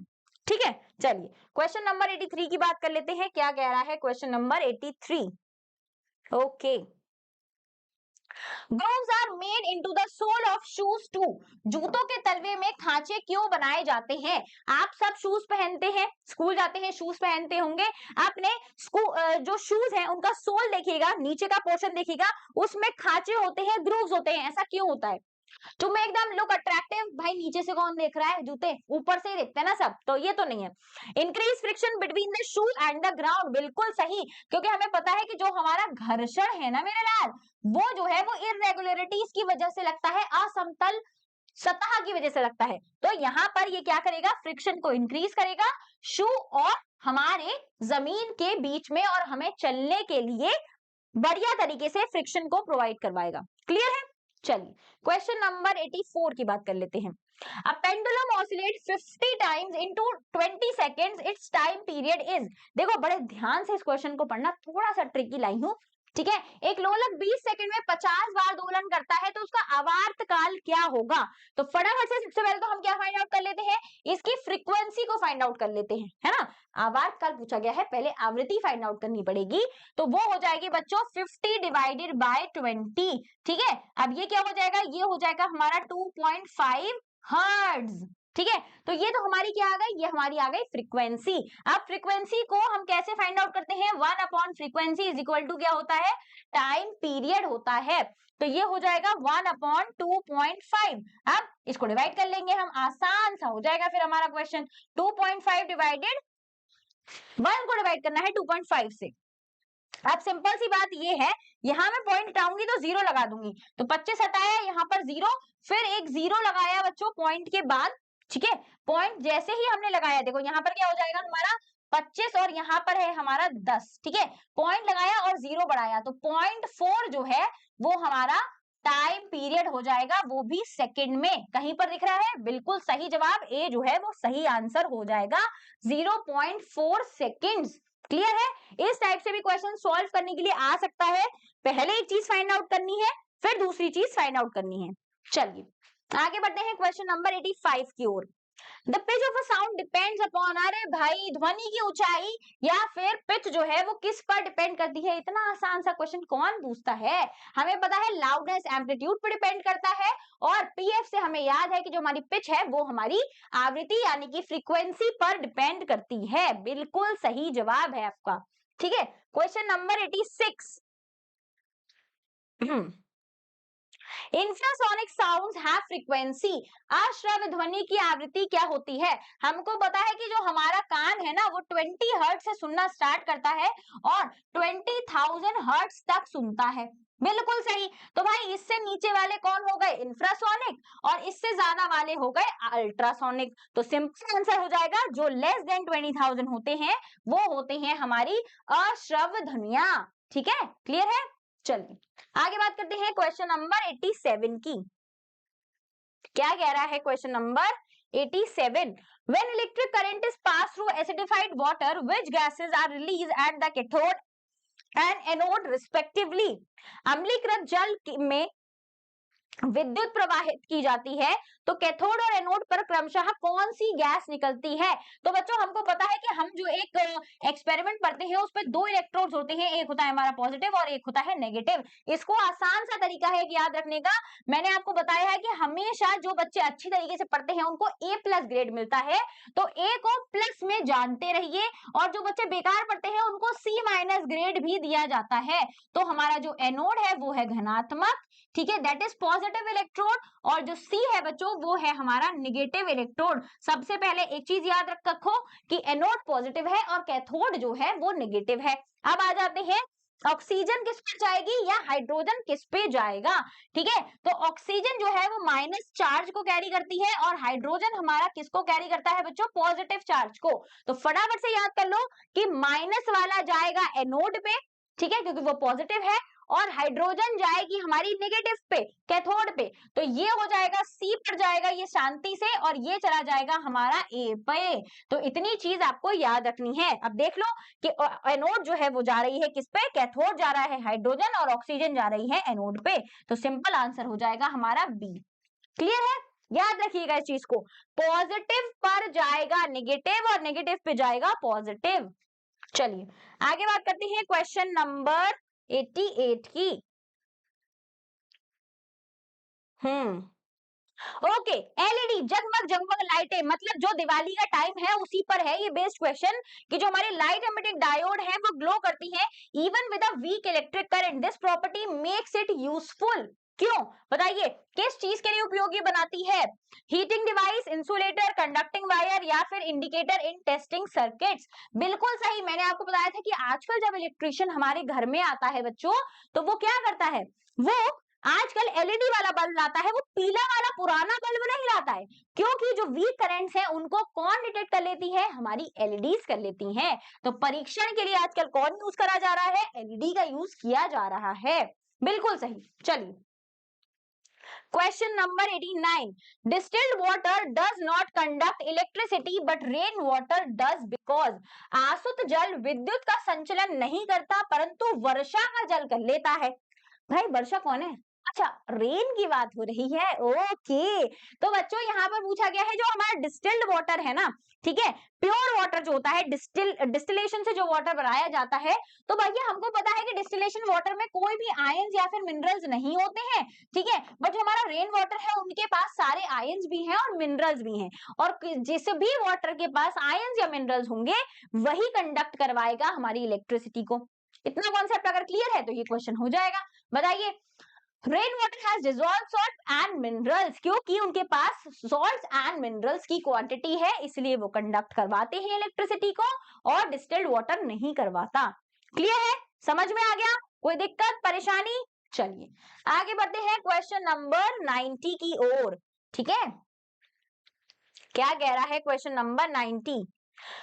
Charging by friction occurs when, घर्षण द्वारा आवेशित करना कब होता है? देखो फॉर एग्जांपल हमने हाथों को रब किया, ठंड आने वाली है, आप लोग कंफर्टर्स यूज करते होगे, ब्लैंकेट्स यूज करते होगे, क्या देखते हो, जैसे आप ब्लैंकेट को ऐसे करके उघाड़ते हो ना, हटाते हो, तो आपको कुछ चिम चिम चिम चिम चिम चिम चिम चिम सी आवाज सुनाई देती है। क्या होता है? वो इलेक्ट्रॉन्स होते हैं, स्टैटिक इलेक्ट्रिसिटी की वजह से प्रोड्यूस हुए, फ्रिक्शन रगड़ की वजह से निकले हुए। ठीक है, तो जब बच्चों इलेक्ट्रॉन्स ट्रांसफर होते हैं एक ऑब्जेक्ट से अनदर थ्रू रबिंग, जब हम रब करते हैं तो जो है वो आवेशित हो जाती है।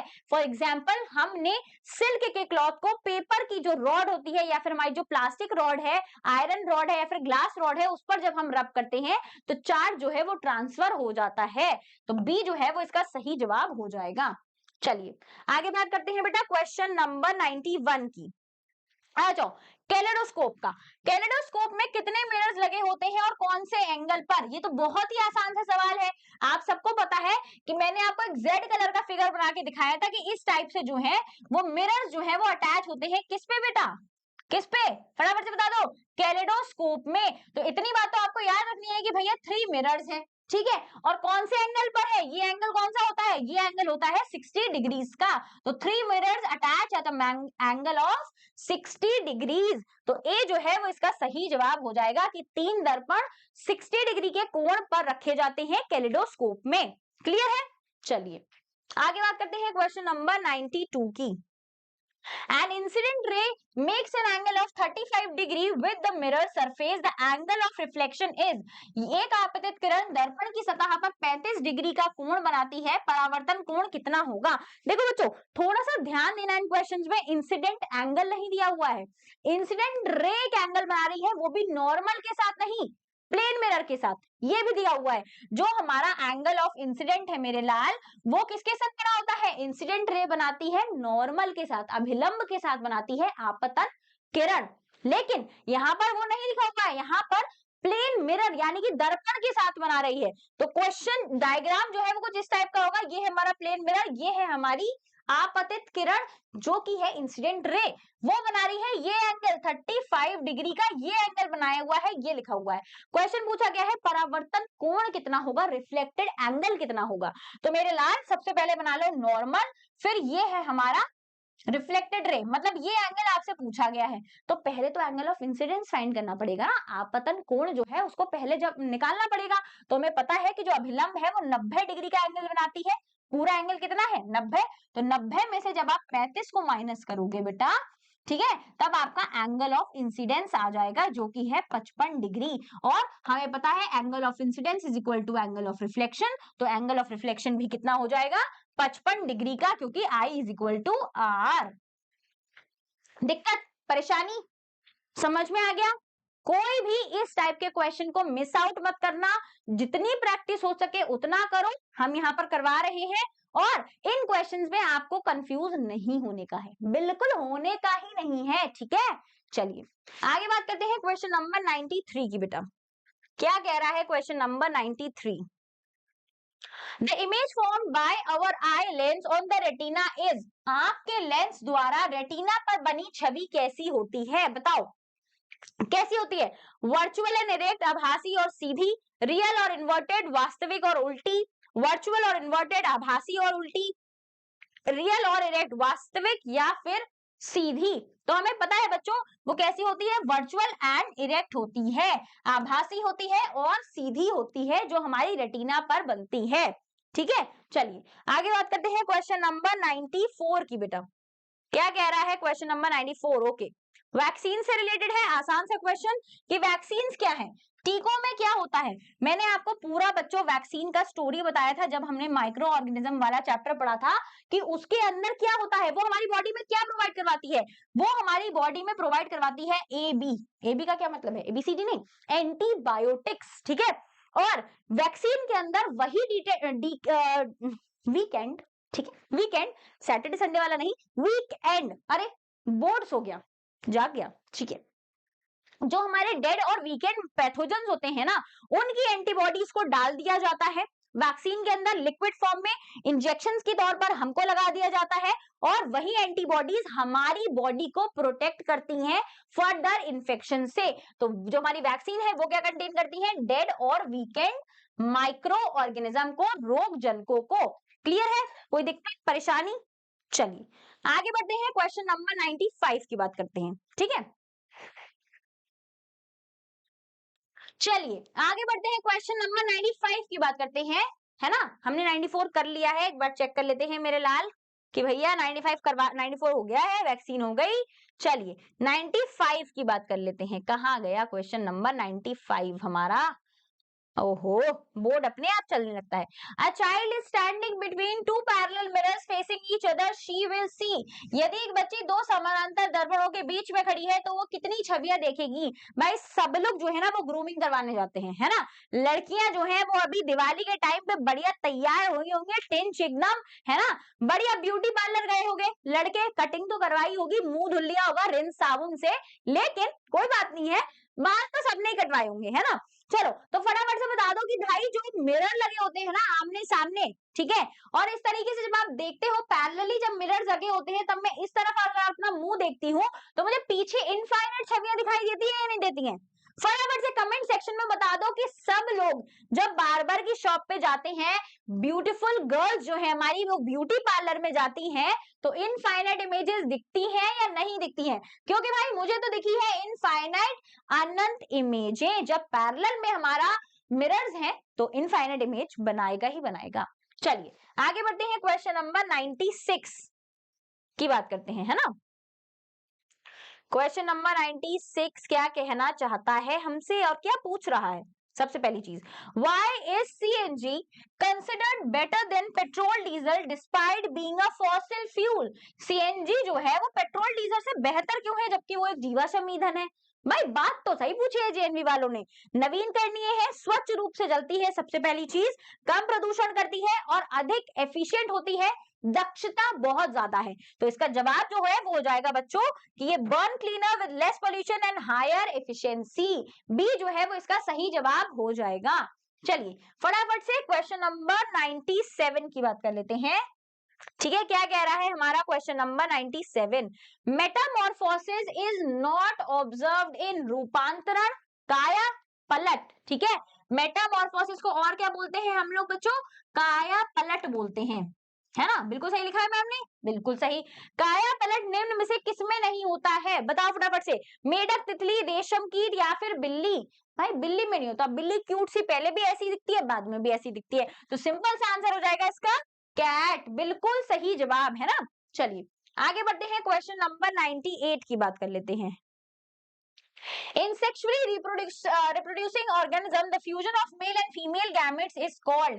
लैंगिक रूप से प्रजनन करने वाले जीवों में नर और मादा युग्मकों के संलयन को क्या कहा जाता है? बताओ, फ्यूजन हो रहा है मेल एंड फीमेल गैमेट का, शुक्राणु और हमारा जो अंडाणु है उसका संलयन हो रहा है, तो उसको क्या बोला जाता है?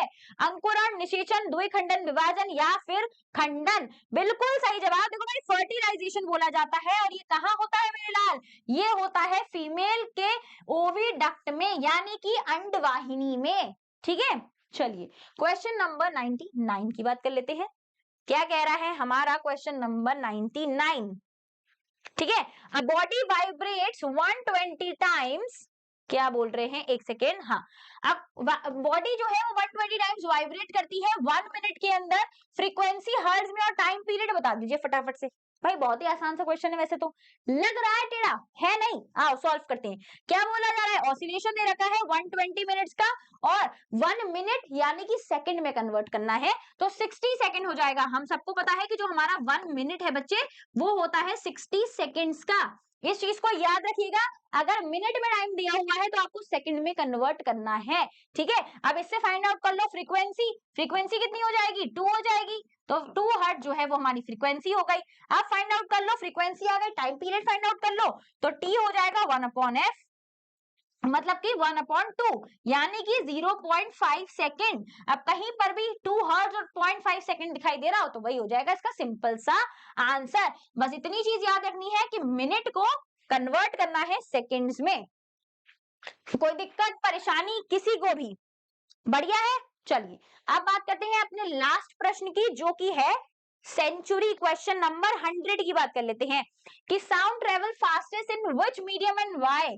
ध्वनि किस माध्यम में सबसे तेज चलती है और क्यों? हमें पता है भाई सॉलिड, लिक्विड, गैस, 3 माध्यम है, 3 मैटर है ना। तो फटाफट से बता दो, एयर में बहुत दूर दूर है, मॉलिक्यूल्स फ्री है, वाटर में तो सिंपल सा आंसर हो जाएगा हमारा स्टील, क्योंकि ये सॉलिड है और इसमें पास पास पैक होते हैं, तो आसानी से ट्रैवल कर सकती है साउंड की वेव्स।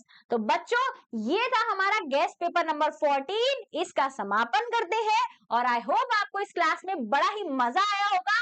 फिर से एक बार शुभ दीपावली, शुभ गोवर्धन पूजा और हैप्पी भाई दूज। ठीक है, भाई दूज आने वाला है, लड़कियों लूट लेना अपने भाइयों को। तो आप फटाफट से एक चीज बताती हूँ मजेदार, क्योंकि जब जेएनवी में सिलेक्शन होने के बाद जाओगे ना 9 10th में, तो हमने पहले से ही होमवर्क कर लिया है भाई।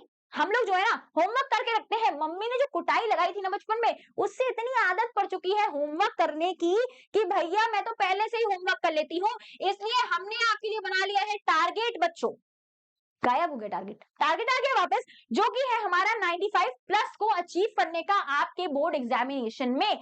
तो बच्चों फटाफट से आपको ज्वाइन करना है वेदा 9 10th यूट्यूब चैनल को, सब्सक्राइब करना है, बेल आइकन को प्रेस करना है। जितने बच्चे भी लाइव स्ट्रीम को देख रहे हैं सबको फटाफट से वेदा 9 10th पे जाना है और सब्सक्राइब करना है ना। गौरी मैम के लिए एक सब्सक्राइबर तो बनता है बच्चों, लाइक करना वीडियो को और चिल लिखना कमेंट सेक्शन में। चलिए यहाँ पर आपको क्या मिलने वाला है, यहाँ पर आपको मिलने वाला है daily live classes one shot और पूरा पूरा सिलेबस फ्री में कवर करवाने वाले हैं हम लोग। तो फटाफट से इसको सब्सक्राइब कर लो। और अगर आप हमारे साथ मिलकर बच्चों लक्ष्य बैच में एनरोल करना चाहते हो, जो कि हमारा एक नया बैच है जिसमें हम जेएनवी की तैयारी करवा रहे हैं, तो आप इसमें भी एनरोल कर सकते हैं। साथ ही साथ में बच्चों जो हमारी ये बुक है ना, ये देखो इतनी बढ़िया सी शानदार जो बुक है वेदा एकेडमी ने बनाई हुई है, आप इसको परचेज कर सकते हो वेदा एकेडमी के एप्लीकेशन से। साथ ही साथ में बच्चों आप वेदा एकेडमी के एप्लीकेशन पर आप हमारे इस गेस्ट पेपर को सॉल्व भी कर सकते हो। तो फटाफट से वेदा एकेडमी एप्लीकेशन को डाउनलोड कर ले, फ्री स्टडी मटेरियल मिलेगा, डाउट सेक्शन मिलेगा और वो सब चीजें मिलेंगी जो आप अपने सपने में सोचते हो एक एग्जाम को क्रैक करने के लिए। तो फटाफट से बुक को ऑर्डर कर लीजिए क्योंकि स्टॉक बहुत ही ज्यादा लिमिटेड है। और हम मिलेंगे आपसे नेक्स्ट सेशन में, तब तक के लिए be safe and be healthy. खुश रहिए, मजे करिए और अपने फेस्टिव सीजन को एंजॉय कीजिए। बाय बच्चों।